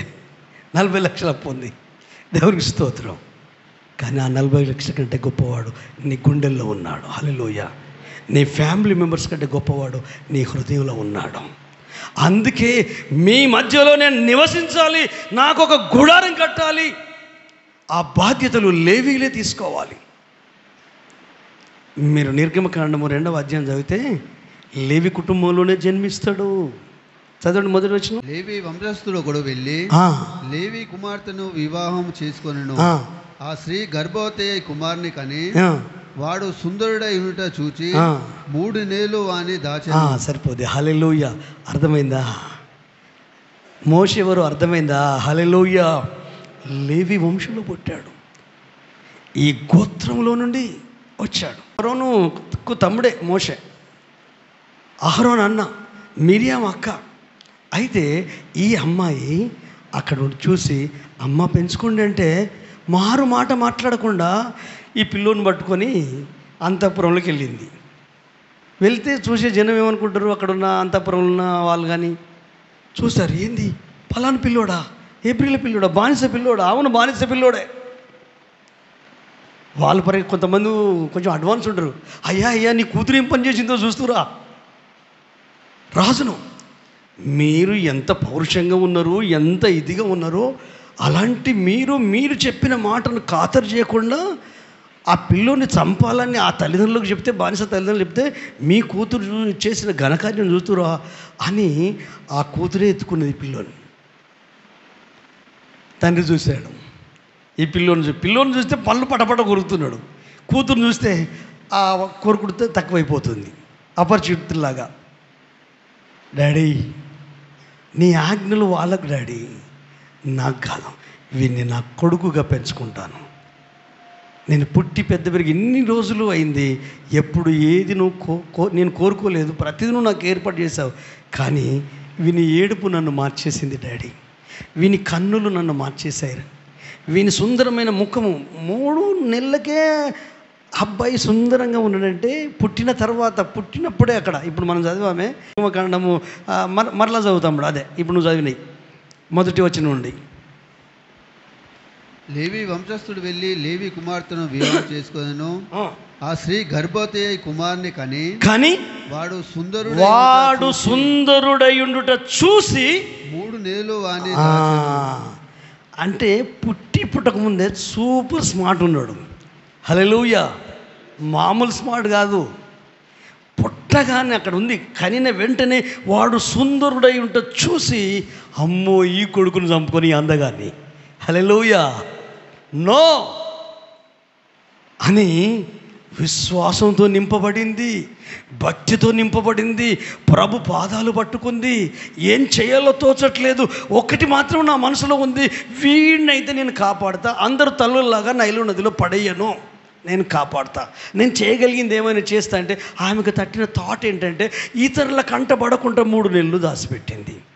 పిల్లోడు ఏమవుతున్నాడు 3 నెలల్లో? వెయిట్ పెరుగుతాడు కదా. నెలకు హాస్పిటల్ తీసుకెళ్తే ఫస్ట్ చేసే పని ఏంటిది? మన షెట్టిప్పి వెయిట్ మిషన్లో చూసి అప్పుడు ఏం రాయాలో ఏం చేయాలో చేస్తాడు. ఆ తర్వాత ఏం జరిగింది తెలుసా? వాడు పెరుగుతూ ఉంటే గుబులు పుట్టుకుంది. ఎందుకంటే వీడు కనుక బయటపడనుకో, ఈ కాలంలో పుట్టాడు కాబట్టి ఇది దాచిపెట్టిందని తల్లి ప్రాణం, తండ్రి ప్రాణం పోతుంది, మిరియం ప్రాణం కూడా పోతుంది అని, ఏదేమైనా పర్లేదని ప్రార్థన చేస్తూ, ప్రభు నన్ను ఏం చేయమంటావు అని అడిగింది. అడగండి. అట్లా మీకు క్లిష్ట పరిస్థితి వచ్చినప్పుడు, కష్టకాలం వచ్చినప్పుడు సేవకులు అడిగితే వాళ్ళకు తోచిన జవాబు చెప్తారు. అది అంత పర్ఫెక్ట్గా ఉండకపోవచ్చు, కానీ మీరు నమ్మిన ప్రభుని అడిగారనుకోండి, హల్లెలూయా, ఈ క్లిష్ట పరిస్థితిలో నన్ను ఏం చేయమంటావు? నాకు ఒక ఆలోచన ఇవ్వు ప్రభు. ఎందుకు మన కుటుంబాలు దేవుని సన్నిధిలో అడగొద్దు? మనకు వచ్చిన కష్టాలను బట్టి ఎంతసేపు మనం పాస్టర్ల మీద ఆధారపడతాం? ఎంతసేపు మనం స్వస్థతల మీద ఆధారపడతాం? ఇప్పుడు రక్షించబడి ఇన్ని సంవత్సరాలు అయింది కదా, నువ్వే ఆశీర్వాదానికి వారసులుగా ఉండాలి, మీరే ఆశీర్వాదానికి వారసులుగా ఉండాలి. మీ అందరికీ పంపాను కిరణ్ పాల్ అయ్యగారిది పంపాను. ఆయన మాట్లాడే విధానం, ఆయన చెప్పే పదం, ఇప్పుడు నేను మాట్లాడిన దాంట్లో చాలా అనవసర పదాలు ఉండవచ్చు, నాకు తెలుస్తుంది, నేను రికార్డింగ్ మళ్ళీ వింటా కదా. అయితే ఆయన మాట్లాడిన ఏ పదం కూడా, ఒక్క పదం కూడా తీసి పక్కకు పెట్టే వీల్లేదు. ఒకవేళ మీరు చూడకపోతే నేను మీ అందరికీ షేర్ చేశాను, గ్రూప్లో షేర్ చేశాను, మీకు షేర్ చేశాను. నాకు అసలు ఎంత పర్ఫెక్ట్ దైవజనుడు అంటే అంత పర్ఫెక్ట్ అనిపించింది నాకు. ఎందుకు తెలుసా? క్రీస్తు వలె మనం మారడానికి ఆయన చెప్పే విధానం, ఆయన భాష, ఆయన చిన్నోడే, నాకు తెలిసి నాకంటే చిన్నోడే అనిపిస్తాను. కిరణ్ పాల్, ఆయన వీడియోలు చూడండి. నేను చెప్తున్నా కదా, మీరు డిస్టర్బ్ గారు, మీరు కంగారు పడరు. ఇంకా మీరు ఎవరి వీడియోలు చూసినా కూడా అంతంత మాత్రమే. ఆయన ఏంటంటే, నువ్వు ఆశీర్వదించబడడానికి రావద్దు, ఆశీర్వాదానికి నువ్వు వారసులు. మనం ఆశీర్వదించాలి ఇతరులను, సంఘం లోకాన్ని ఆశీర్వదించాలి. ఆశీర్వాదముకు వారసులు అవ్వడానికి పిలువబడ్డాం మనం. పేతురు గ్రంథంగా చెప్తాడు, ఆశీర్వాదానికే వారసులం. మనం ఇతరులను ఆశీర్వదించాలి. మనం ఎంతసేపు ఈ నూనె సీసలు, కొబ్బరి నూనె సీసలు, ఈ కర్చీపులు, ఎంతసేపు వాళ్ళ ప్రసంగాలు వింటే నువ్వెప్పుడు ఆశీర్వాదకరంగా ఉంటావు? నువ్వెప్పుడు దీవనకరంగా ఉంటావు? నీ ద్వారా కొన్ని ఆత్మలు రావాలా, కొన్ని కుటుంబాలు రావాలా, ఆయన సన్నిధికి రావాలా, మారు మనసు, పరిశుద్ధాత్మ బాప్తిజం తీసుకోవాలా. ఈరోజు ఒక 5,000 మంది దాకా ఫేత్ మినిస్ట్రీస్ ద్వారా రక్షించబడిన కుటుంబాలు ఒక 5,000 మంది ఉంటారు, కానీ 92 నుండి 95 వరకు జరిగిన సేవే. ఈ 92 నుండి 95 వరకు జరిగిన సేవ ఏది? పాస్టర్లు చేసింది కాదు, రక్షించబడిన విశ్వాసులు చేసిన పరిచర్యే. రక్షించబడిన మనము మన ప్రభు గురించి సాక్ష్యం ఇస్తే అనేకులు వచ్చేస్తూ ఉంటారు. అయితే చాలాసార్లు ఎట్లయిపోయిందంటే, ఈ బోధకులు కూడా మంచిగా తయారైందండి, మీరు డబ్బులు తీసుకుంటూ మీకు ఆశీర్వాదాలు ఇస్తామని చెప్పుడు, కానీ మిమ్మల్ని ఎదగనియరు. హల్లెలూయా.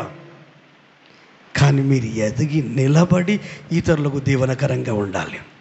నేను అప్పుడప్పుడు చెప్పే మాట ఏంటంటే, పరిశుద్ధాత్మ భాషలతో నింపబడి దైవికంగా దేవుని సన్నిధికి విలువిచ్చి ఫస్ట్ ప్లేసు దేవునికి ఇచ్చి ఆయన సన్నిధిలో ఉన్న వ్యక్తి మీరే ఇతరులకు ప్రార్థన చేయాలి.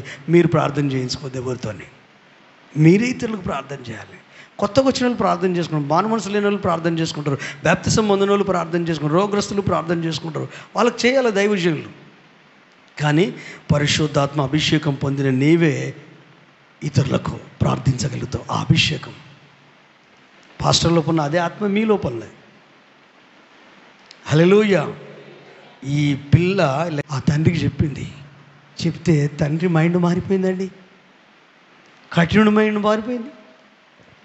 అంటే పిల్లవాని ఏడుపు, నీ కన్నీటి ప్రార్థన ఎవరినైనా మార్చేస్తుందండి. హల్లెలూయా. అంటే నువ్వు గుణం మార్చుకోకుండా, నీ పద్ధతులు మార్చుకోకుండా, నీ స్వభావాన్ని మార్చుకోవడం ఏడ్చుకుంటూ ఉన్నాడు మారు దేవుడు. అరే ముందు నువ్వు మారే, పనికిరాడు నువ్వు అని అంటాడు. ఒకవేళ నేను ప్రార్థన చేస్తే ఏడ్చుకుంటా, ఏడుపు ఆపేసి నువ్వు మారు అంటాడు. మారినాక నాకు ప్రార్థన చేయంటాడు. హల్లెలూయా. అయితే మనం ఏం చేస్తాం? వాక్యం వినగానే మొత్తం ఏడ్చుకుంటూ ప్రార్థన చేస్తాం. ఏడవడానికి అర్హత కూడా ఉండాలి, ఏడ్చే అర్హత. ఎందుకంటే నీ జీవితాన్ని సరి చేసుకో. అన్ని లోసుకులే ఉన్నాయి, లోపాలే ఉన్నాయి. ఇంటి పేరు కస్తూరి, ఇల్లంతా గబ్బిలాల వాసన. చూస్తే వైట్ డ్రెస్ వేసుకొని ఉన్నా, లోపలంతా అన్నీ ఏవేవో ఉన్నాయి. నా ప్రార్థన ఎందుకు వింటాడు దేవుడు? నీ ప్రార్థన ఎందుకు వింటాడు? సమాజం చూస్తుంది, సంఘం చూస్తుంది, ఫ్యామిలీ చూస్తుంది, పిల్లలు చూస్తారు, కుటుంబ సభ్యులు చూస్తారు, తల్లిదండ్రులు చూస్తారు, అన్నదమ్ములు, అందరికీ మనం కనపడతాం అసలు వ్యక్తిమి. వాళ్ళు అనగాలి, మా డాడీ దేవుని మనసు కలిగి ఉన్నాడు, మా మమ్మీ దేవుని, మా పిల్లలు దేవుని మనసు కలిగిన, మా సంఘము దేవుని మనసు కలిగిన సంఘము. గోత్రాలు వేరే కావచ్చు, కుటుంబాలు వేరే కావచ్చు, పేర్లు వేరే కావచ్చు, ప్రాంతాలు వేరే కావచ్చు, స్థలాలు వేరే కావచ్చు, మనందరిలో ఉంది పరిశుద్ధాత్మ దేవుడే. మన కొరకు చనిపోయి తిరిగి లేచింది ప్రభువైన యేసుక్రీస్తే. ఒక్కటే బాప్తిసం, ఒకటే నిరీక్షణ, ఒకటే విశ్వాసము, ఒక్కటే ఆత్మ. మరి ఇవన్నీ జరగాలంటే కూడా ఏం కావాలి? వివేకం. ఎట్లా? ఆ నీళ్ళు కుమ్మరించిన నీళ్ళు యాక్సిడెంట్గా జరిగింది, అక్కడ ప్రవర్తించిన తీరు, వర్షం వచ్చింది, ఇక్కడ ప్రవర్తించిన తీరు. మందిరంలో మనోడే పరిగెత్తుతున్నాడు ఆ నీళ్ళు నా మీద పడాలని. అంటే నీళ్ళలో లోపం లేదు. హల్లెలూయా. నీళ్ళు సేమ్, కానీ ఈ వ్యక్తి చూసే దృక్పథం, ఈ వ్యక్తికి అర్థమయ్యే విధానం, ఈ వ్యక్తి ఆలోచించే విధానం. నేను మీకు చెప్పాను కదా, జమీందారు గురించి చెప్పి మధ్యలోనే ఆపేశాను కదా. ఈ సందర్భం అది, డబ్బు బాగా సంపాదించిండు, భార్య పిల్లలు లేరు, ఇక అయితే మనశ్శాంతి లేదు. ఇంత సంపాదించాను, 1 కోటి 2 కోట్ల దాకా ఉన్నది, వస్తు వాహనాలతో, కారు బిల్డింగ్లతో. అయితే ఆ ప్రాంతంలో ఒక వ్యక్తి ఉన్నాడు, ఇంక మీకు అర్థమయ్యే భాషలో ఏమంటే ఒక పాస్టర్ ఉన్నాడు. ఆ పాస్టర్ దగ్గరికి పోతే ఒక వింత మనిషి, కొంచెం డిఫరెంట్ కైండ్ ఆఫ్ సమస్య కొరకు పోతే ఒక వింత వింత జవాబులు చెప్తా అంటాడు. కొంచెం వింత మనిషి, కానీ పరిష్కారం అయితే వస్తుంది. వీళ్ళు చెప్పారట ఈ జమీందారుకు, నువ్వు ఎక్కడికి పోయినా ఏం కాదు కానీ పలానా అక్కడికి వెళ్ళు అన్నాడు. ఆడికి వెళ్ళాలంటే కారు వేసుకున్నాడు, కారులో దస్తావేజులు, ల్యాండ్ పేపర్లు, బిల్డింగ్ పేపర్లు, డబ్బు అంతగా సంచులు తీసుకొని కారులో పోయిండు. ఈ మూట మోసుకొని ఎక్కడ పోయిండు. ఇవన్నీ ఉన్నాయి పాస్టర్ గారు, మరి నాకు నెమ్మది లేదు అని ఒక మాట అనవుతుంది. ఆ పాస్టర్ చల్లకుండా ఆ చేతుల్లో మూటలు లాక్కొని పరిగెత్తుతున్నాడు. పాపం చాలా కష్టాలు ఉన్నట్టున్నాడు పాస్టర్ కూడా. పరిగెత్తుతున్నాడు. మనోడు పరిగెత్తంటే ఊరు జనం చూసి ఊరు కూడా పరిగెత్తుంది. ఏమైంది జమీందారు గారు అంటే, ఆయన డబ్బు సంచి తీసుకొని పోయిండు. వాళ్ళు పరిగెత్తా వీళ్ళు పరిగెత్తా ఈ ప్రజలు, అమ్మ నువ్వు ఎక్కడ పో, ఆ పాస్టర్ ఎక్కడ పోని, ఆ డబ్బు ఎక్కడ, మేమైతే రాలేం అలసిపోయామని వాళ్ళు ఆగిపోయారు. మనోడు వెళ్ళేసరికి ఈ ఊరు అవతల అడవి ఉంటుంది కదా, అడవిలోకి వెళ్ళిపోయాడు. మనోడు కూడా ఆయాసం వచ్చింది, చెట్టు దగ్గర ఉన్నాడు. అమ్మయ్య ఇక పోతే పోయింది. ఏంది ఇది, నేను తెలిస్తే నాకు ఒకటి జరిగింది, మూలిగే నక్క మీద తాట పడ్డట్టు అయిపోయింది, ఏంది పరిస్థితి అనుకొని మనోడు ఎక్కడైతే కారు పార్క్ చేశాడో అక్కడికి వెళ్ళాడు. వెళ్తున్నాడుగా ఉసూరు పట్టు వెళ్తాడు. ఆడికి వెళ్ళేసరికి పాస్టర్ అక్కడనే ఉన్నాడు, మూట పట్టుకుని కారు పక్కకు అక్కడనే ఉన్నాడు. వానికి ప్రాణానికి లేచి వచ్చింది. అమ్మయ్య. అప్పుడు ఆ పాస్టర్ గారు చెప్పారు, ఏదైతే నువ్వు కలిగి ఉన్నావో దాని విలువ నీకు తెలియట్లేదు. ఆమేన్. మనం కలిగి ఉన్నది మనకు తెలియదు, అది మన నుండి పోయినప్పుడే దాని విలువ తెలుస్తుంది. ఆమేన్. హల్లెలూయా. భార్య ఉంది, భర్త ఉంది, విలువ తెలియట్లేదు. పిల్లలు ఉన్నారు, తల్లిదండ్రులు ఉన్నారు, విలువ తెలియట్లేదు. ఆరోగ్యం ఉంది, విలువ తెలియట్లేదు. ఆస్తి ఉంది, విలువ తెలియట్లేదు. జ్ఞానం ఉంది, విలువ తెలియదు. ఇది పోయిందనుకో, ఉదాహరణకు మతి మరుపు వచ్చిందనుకో, మీ ఫోన్లో ఉన్న ఫైల్ ఎరేస్ అయిపోయింది అనుకో, అది లక్షల విలువ చేసే ఫైల్. హల్లెలూయా. అట్లా నువ్వు కలిగి ఉన్నదాన్ని నువ్వు గుర్తించు. ఆరోగ్యం కలిగి ఉన్నావు, గుర్తించు. ఆస్తిని కలిగి ఉన్నావు, గుర్తించు. అమ్మ నాన్నలను కలిగి ఉన్నావు, గుర్తించు. భార్య పిల్లలను కలిగి ఉన్నావు, గుర్తించు. మంచి సంఘాన్ని, సహవాసాన్ని కలిగి ఉన్నావు, గుర్తించు. మంచి సందేశాలు వస్తున్నాయి, గుర్తించు. మంచి స్నేహితులు ఉన్నారు, గుర్తించు. మంచి ఆత్మీయులు ఉన్నారు, గుర్తించు. నీవు కలిగి ఉన్న దాన్ని నువ్వు నిర్లక్ష్యం చేసి వాటిని పట్టించుకోకపోయినావు అనుకో, నీకు తెలియకుండానే అశాంతి లోపలికి వచ్చేస్తుంది. నెమ్మది ఉండదు, నెమ్మది ఉండదు, నెమ్మది ఉండదు, నెమ్మది ఉండదు. అయితే నేను ఎప్పటికీ నాకు కలిగి ఉన్న వాటినే గుర్తు చేసుకుంటాను. హల్లెలూయా. మంచి సహవాసాన్ని ఇచ్చాడు, మంచి సంఘాన్ని ఇచ్చాడు, సంఘంలో ఏ గలిబిలి లేని బిడ్డల్ని ఇచ్చాడు. హల్లెలూయా. ఆది అపొస్తలుల కాలం లాంటి సంఘ పరిచర్యను ఇచ్చాడు. దేవునికి స్తోత్రం. ప్రభు కొరకు మనసు అనే నడుము కట్టుకొని ఆయత్తపడే కుటుంబాలను ఇచ్చాడు. ప్రభుని ఎక్కువగా ప్రేమించే కుటుంబాలను ఇచ్చాడు. ఆయన సన్నిధిని ప్రేమించే కుటుంబాలను ఇచ్చాడు. అక్కడ రాజు శత్రువింట్లో రాకుమారుడిగా మోషే పెరుగుతున్నాడు. ఇది సాతాను కాపురమున్న స్థలం, ఈ లోకం. మోషేలాగా వాని భూభాగములో మనం పెరుగుతున్నాము. హల్లెలూయా. ఈ లోకము నాకు సంబంధించింది కాదు, నేను లోక సంబంధిని కాదు, మీరు లోక సంబంధులు గారు. హల్లెలూయా. సృష్టిని చేశాను కానీ లోకాన్ని నేను చేయలేదు. సృష్టి మంచిది. ఆదాము అవ్వలు ఎప్పుడైతే రక్షణలోకి వచ్చి మానవ మనసులోకి వచ్చి వాళ్ళ పిల్లలు వాళ్ళు ఇట్లా జనమంతా ఇదైపోయిందో, కొన్ని ధారణలు, కొన్ని అభిప్రాయాలు, కొన్ని ఆలోచనలు ఇప్పుడు ప్రపంచం అంతా నిండి ఉన్నాయి. ప్రపంచం వేరు, ప్రభు వేరు. మళ్ళీ సృష్టి వేరు. సుమా, సృష్టిని ప్రపంచాన్ని విడగొడితే ఆత్మీయత తెలుస్తుంది. హల్లెలూయా. మనుషుల్ని, సృష్టిని, హల్లెలూయా, విడగొడితే ఆత్మీయ. మనుషులు దేని కొరకు తహతహలాడతారు, సృష్టి దేని కొరకు తహతహలాడుతుంది. బైబిల్ గ్రంథం చెప్తుంది, దేవుని కుమారుల ప్రత్యక్షత కొరకు మూల్గుచూ ఉందట. అంటే నా రక్షణ సంపూర్ణం చేసి ఆ రాకడ కొరకు ఎదురు చూసే వాళ్ళు ఉన్నారే, ఆ పరిశుద్ధ సంఘం ఉందే, ప్రపంచంలో ఉన్న యూనివర్సల్ చర్చి ఉందే, దాని కొరకు ఈ భూమి, ఈ సృష్టిలో ఉన్న ఇది మూలుగుతుందట. ఎందుకంటే సృష్టిని మొత్తం మనిషి నాశనం చేస్తున్నాడు. కాలుష్యం, వాతావరణ కాలుష్యం, చెట్లను కొట్టేస్తున్నారు, ఆక్సిజన్ లేకుండా అయిపోతుంది. ఆక్సిజన్ సిలిండర్లు తీసుకొని బతకాల్సిన పరిస్థితి. అప్పుడెప్పుడు కరోనాప్పుడు ఆక్సిజన్ సిలిండర్లు, ఇప్పుడు ఆ అవకాశమే లేదు. అందుకని మీ ఇంటి ముందు కానీ మీ ఇంటి పక్క కానీ మీకు స్థలం ఉంటే మంచి చెట్లు పెంచండి. మనిషికి ప్రాణవాయువు ఆక్సిజనే. సృష్టిలోనే వచ్చేది, కృత్రిమమైంది కాదు, ఈ ఫ్యాన్ది కాదు. ఈ ఆక్సిజన్ కాదు, దేవుని సృష్టి. స్వచ్ఛమైన గాలి. సిటీలలో ఇరికిరికి స్థలాలు అయిపోయి మొత్తం కాలుష్యమే. అందుకనే చాలామంది దూర ప్రాంతాలలో వాళ్ళు ఇల్లును కొనుక్కొని ఒక 10 గుంటలు 20 గుంటలు అట్లా కొనుక్కొని అక్కడ చిన్న ఇల్లు కట్టుకొని చెట్లు పెట్టుకొని ప్రశాంతంగా బ్రతకాలి. ఎన్ని లక్షలు పెట్టినా మనం బ్రతకలేము. వైద్యం తెలిసిన వాళ్ళు చెప్తారు, ఆరోగ్య సూత్రాలు చెప్తారు. సునందక్కని అడగండి. అంటే ఆరోగ్యం ఎంత భయంకరంగా క్షీణించిపోతుంది. ఎంత డబ్బు ఉంటుంది, ఆక్సిజన్ కావాలి. ఆక్సిజన్ సిలిండర్ లేక చచ్చిపోయి. అసలే దేవుడిచ్చిన ఈ ఆక్సిజన్. సృష్టి వేరు, ప్రజలు వేరు. అందరు ప్రజల్ని లోకం అంటది. లోకం అంటే ఈ చెట్లు పుట్టలు గుట్టలు ఈ భూమి, ఇది కాదు లోకం అంటే. సృష్టి అంటే చెట్లు పుట్టలు ఇవంతా, అడవి, ఇదంతా. మనుషులు ఉన్నారు కాబట్టి మనుషులున్న సమూహాన్ని ఊరు, గ్రామము, పల్లె, పట్టణము, టిన్ సిటీ, మెగా సిటీ, స్టేటు, దేశము అంటే మనుషులు ఉన్నదాన్నే. మనుషులు లేని దాన్ని అడవి అంటారు. అందుకనే వీటిని విడగొట్టి చూడండి. ఈ రోజు నుండి దేనికి దానికి విడగొట్టి చూడండి. సృష్టిలో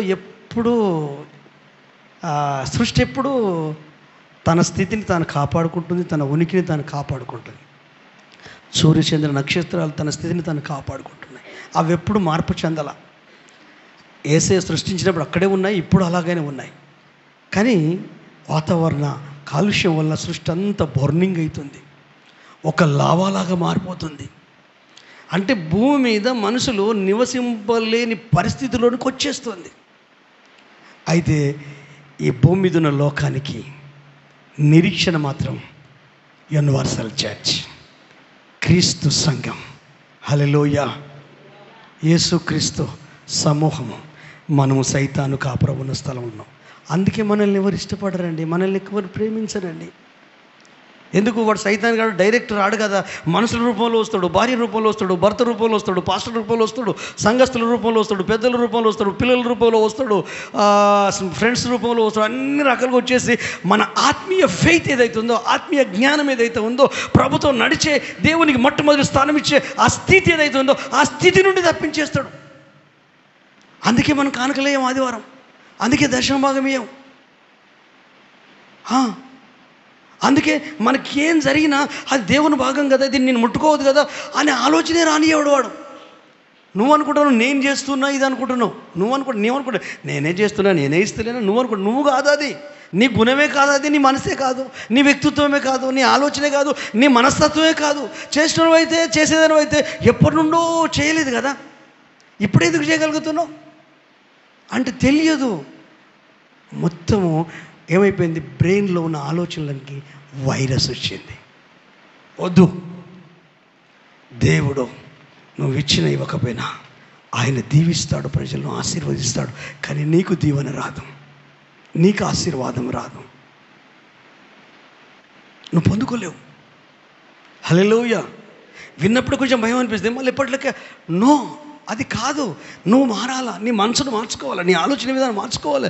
నేను నాలాగా కాదు, నా దేవునిలాగా ఉండాలా. అయ్యా నాకు ఇబ్బంది అవుతుంది అయ్యా దశమ భాగం తీయడం, హెల్ప్ మీ లార్డ్. ఒకప్పుడు ఇంత ఇబ్బంది పడలేదయ్యా, నేను ఇంత బాధపడలేదయ్యా, నాకెందుకో దేవుని సొమ్ము ఇవ్వాలంటే నాకు ఏ బుద్ధి అయితే లేదంటే ఏదో సంథింగ్ నీ మనసును గాయపరిచింది ఉండొచ్చు. కానీ ఆ గాయాలు మాన్పే దేవుడు ఉన్నాడు కదా. హల్లెలూయా.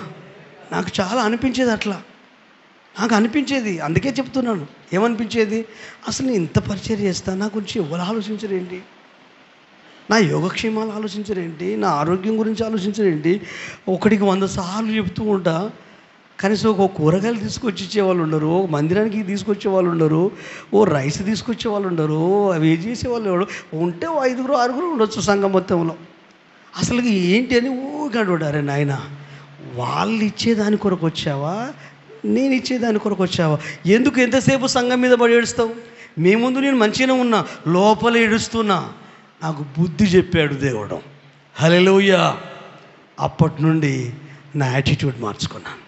ప్రభువా నీవే పోషించాలి, నీవే పోషించాలి, నీవే పరిచర్యను జరిగించాలి, నీవే సేవల ముందు కొనసాగించాలి. అనుకున్నాను. నాకు తెలియనప్పుడు నేను ఇల్లు కట్టుకుంటే సంఘమంతా నాకు డబ్బులు ఇస్తారు అనుకున్నాను. ఒక 10 మంది అడగకపోయినా ఇంటికి పిలిచి మరి ఇచ్చారు. హల్లెలూయా. ఇన్ని సంవత్సరాలైనా ఇదే స్థితిలో. కానీ అంతకుముందు కొత్తగా ఇల్లు కొన్నప్పుడు చాలా బాధ ఉండే. ఒక సంవత్సరంన్నర ఉండే ఆ బాధ. 22, 23 వరకు. కానీ ప్రభు నాకు బుద్ధి చెప్పాడు. హల్లెలూయా. నేను నిన్ను ఆశీర్వదిస్తా, నువ్వు చెప్పే విషయాలు వాళ్ళకు చెప్పు. అది వాళ్లకు, వాళ్ళ విశ్వాసానికి సంబంధించింది, వాళ్ళ వివేకానికి సంబంధించింది, వాళ్ళ ఆత్మీయ జీవితానికి సంబంధించింది. హల్లెలూయా. అప్పుడు నేను మనిషినే కదండి మీకులాగా. అప్పుడప్పుడు నేను ఒట్టి మనిషిని అయిపోతా, ఏవేవో ఆలోచిస్తూ ఉంటా. కానీ ఎప్పటికప్పుడు ఆయన సన్నిధికి వెళ్తున్నప్పుడు నన్ను సరి చేస్తూ ఉంటాడు. అందుకే ఇంత క్లారిటీగా మాట్లాడగలుగుతున్నా తడబడకుండా. అందుకే స్పష్టంగా చెప్పగలుగుతున్నా. రేపు మీరు వెళ్ళి ఇంటి దగ్గర ఉండి ఒక్కసారి దీన్ని రివైండ్ చేసుకొని విన్నా కూడా మీలో ఉన్న పరిశుద్ధాత్మదేవుడు, మీకున్న మంచి మనస్సాక్షి, మీలో ఉన్న దేవుని ఆత్మ మీతో మాట్లాడుద్ది. హల్లెలూయా. 50 కుటుంబాలకు మా కుటుంబాలను పోషించడం ఇబ్బందా?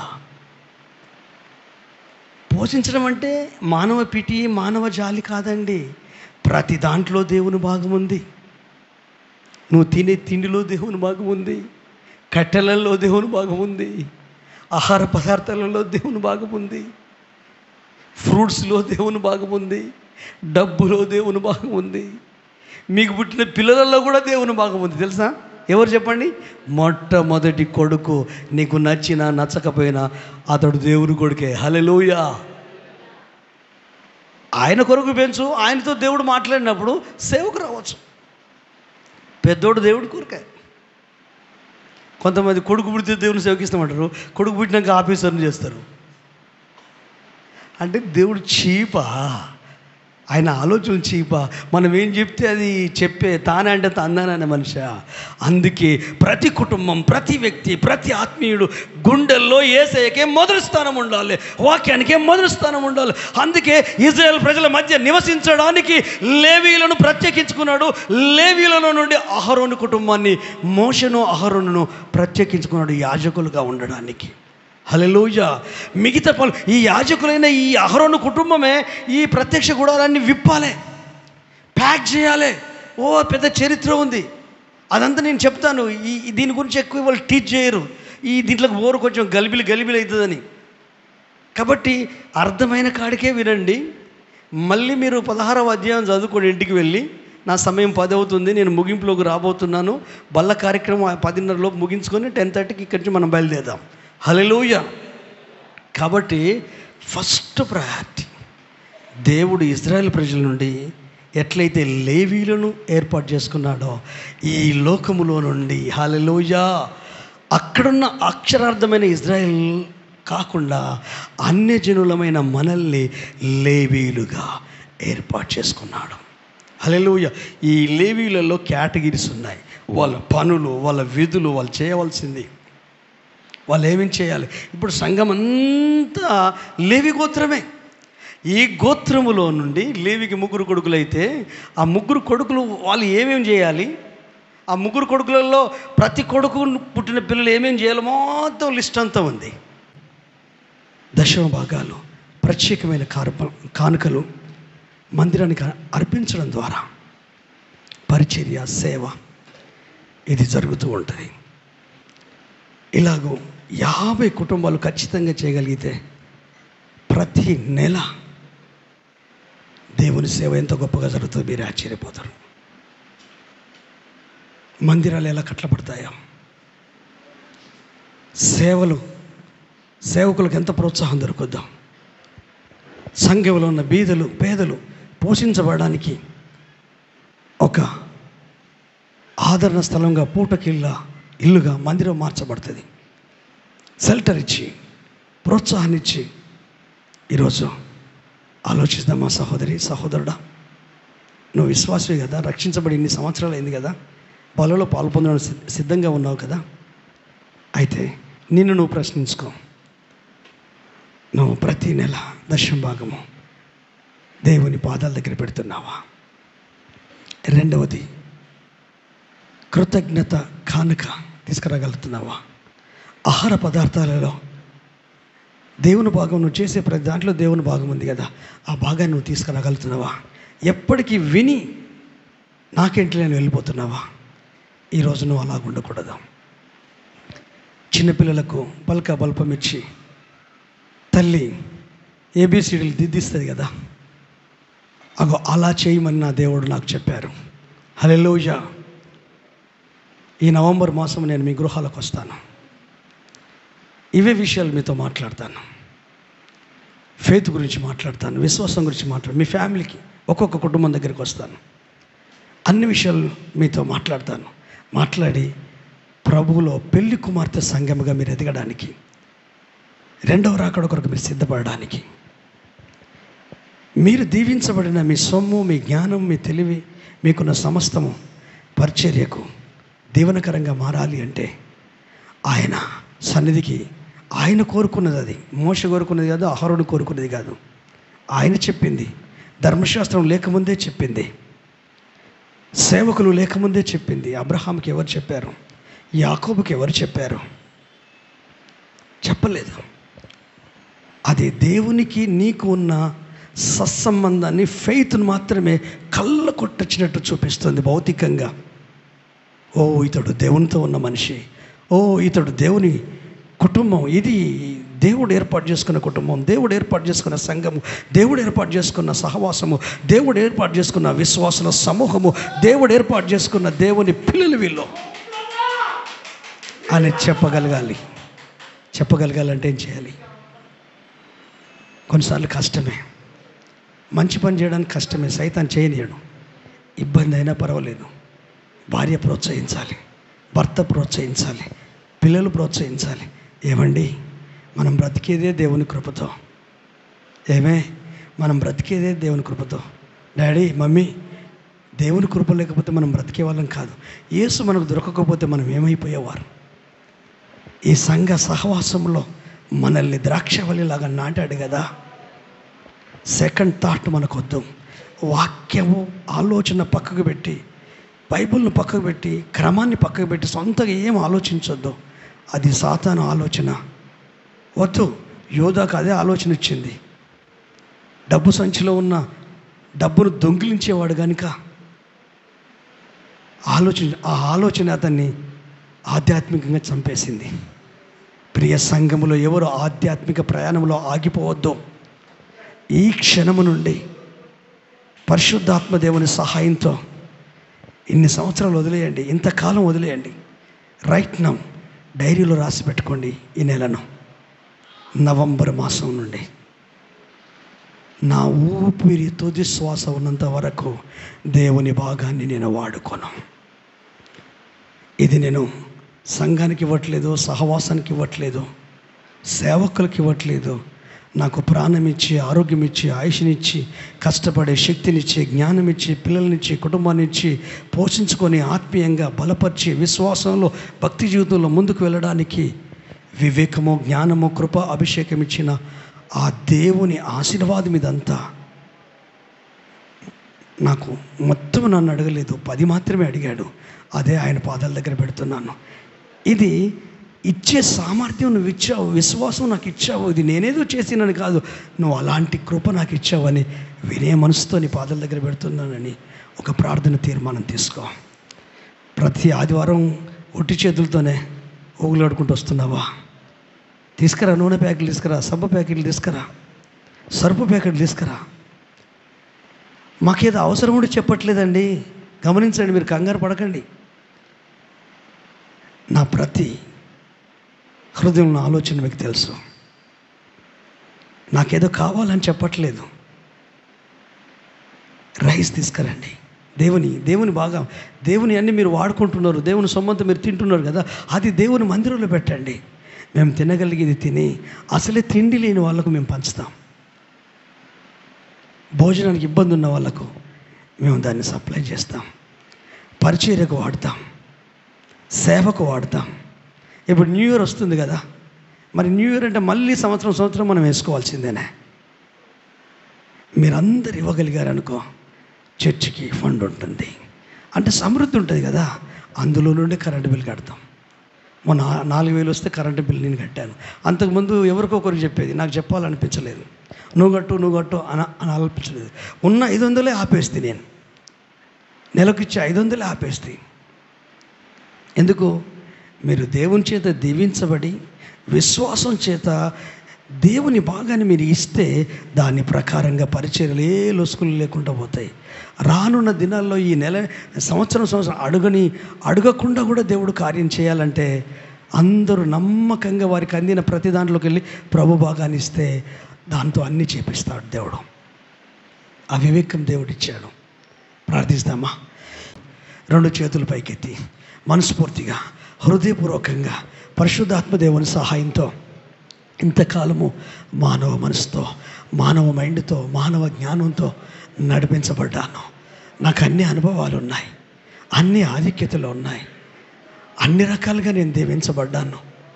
కానీ దైవికంగా నా గుండెలో, నా మనసులో, నా ఆలోచనలలో, నా కోరికలలో, నా అభిప్రాయాలలో మిమ్మల్ని సెకండ్ ప్లేస్లో పెట్టాను.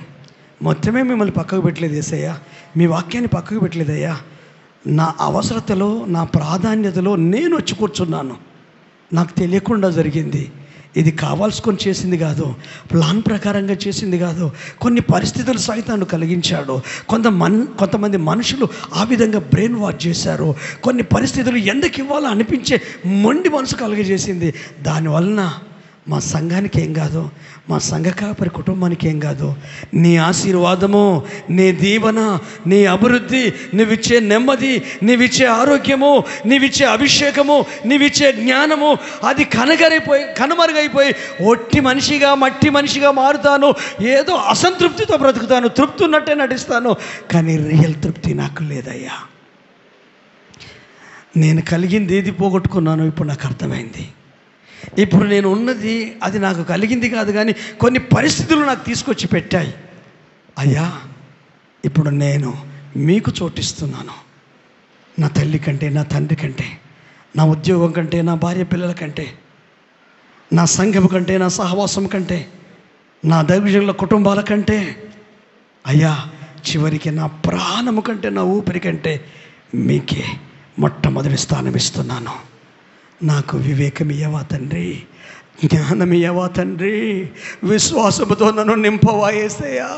చాలా మిస్ అయ్యానయ్యా, ఆత్మీయతను మిస్ అయ్యాను, ఆనందాన్ని మిస్ అయ్యాను, ఆరోగ్యాన్ని మిస్ అయ్యాను. గలిబిలి గలిబిలి గలిబిలి, టెన్షన్లు, కలవరాలు, సమస్యలు, అప్పులు, ఇరుకులు, ఇబ్బందులు. అయ్యా ఒకప్పుడు ఇలాంటి కష్టాలు ఎన్నున్నా మాకు నెమ్మది ఉండేదయ్యా, మాకు సంతోషం ఉండేదయ్యా, మాకు ప్రశాంతత ఉండేదయ్యా. ఇవి కొత్తగా వచ్చినాయి కాదు, అంతకుముందు కూడా ఉన్నాయి, కానీ అవేవి మమ్మల్ని డిస్టర్బ్ చేయలేదు.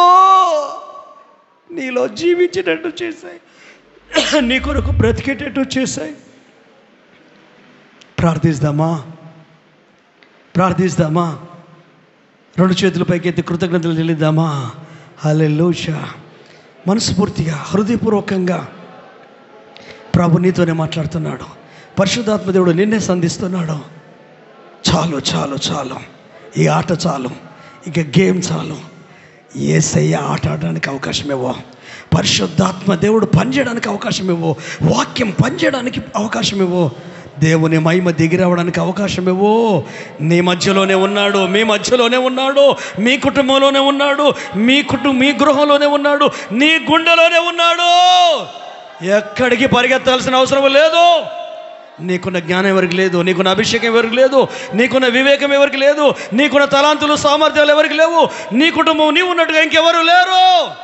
ఉన్నంతలోనే తృప్తిగా ఉన్నావు, ఉన్నంతలోనే సంతృప్తిగా ఉన్నావు. కానీ ప్లేట్ చేంజ్ అయింది, ప్రాధాన్యతలు మారిపోయాయి. అడుగుదాం.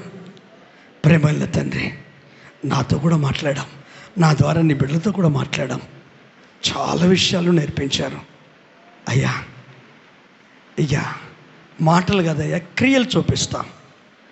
సేవకులను, సంఘాన్ని, దేవుణ్ణి మేము ప్రేమించామంటే క్రియలు చూపిస్తాం, మా పనులు చూపిస్తాం. మీరు అంటే ఇదేదో ఆరంభ సూరత్వం కాదయ్యా, ఆత్మలో కలిగిన కనువిప్పు, ఆలోచనలో వచ్చిన పెనుమార్పు, విశ్వాసంలో కలిగిన పరిణితి, పరిపక్వం, ఆత్మీయ అనుభవాలలో తొలగిపోయిన అడ్డుగోడ, ఆటంకాలు ఇప్పుడు తేటగా మీ మహిమ మాకు కనిపిస్తుంది, మీ సన్నిధి మాకు కనిపిస్తుంది, మా ఫ్యూచర్ కనిపిస్తుంది. మీ దీవెన నుండి మేము మా కుటుంబం దీవించబడాలా. ఇక్కడున్న ప్రతి ఒక్కరిని దర్శించండి. ముఖ్యంగా రక్షించబడి బాప్తిజం తీసుకున్న కుటుంబాలను, భార్యలను, భర్తలను, పిల్లలను, తల్లిదండ్రులను, అన్నదమ్ములను, ఫ్యామిలీ మెంబర్స్ను అందరిది గాడ్స్ ఫ్యామిలీ కావాలి, గాడ్స్ మైండ్ కావాలి, గాడ్స్ యాటిట్యూడ్ కావాలి. అది లేఖనానుసారమై ఉండాలి, అది వాక్యానుసారమై ఉండాలి. ఎవరి ఇన్ఫ్లుయెన్స్ మా మీద పడొద్దు నాయన. సేవకుల ఇన్ఫ్లుయెన్స్ కూడా పడొద్దు. వాక్యం ఇన్ఫ్లుయెన్స్, పరిశుద్ధాత్మ ఇన్ఫ్లుయెన్సు, దైవిక జ్ఞానం ఇన్ఫ్లుయెన్సే నా మీద, మా కుటుంబాల మీద పడాలి తండ్రి. లోకం ఇన్ఫ్లుయెన్స్ కానీ, లోకస్తుల ఇన్ఫ్లుయెన్స్ కానీ, ఆత్మీయ సంఘస్థుల ఇన్ఫ్లుయెన్స్ కానీ ఎవరిది పడద్దు. కృప చూపండి, సహాయం చేయండి. మీకు వందనాలు చెల్లిస్తూ యేసు నామములో అడుగుతున్నాము తండ్రి. ఆమేన్.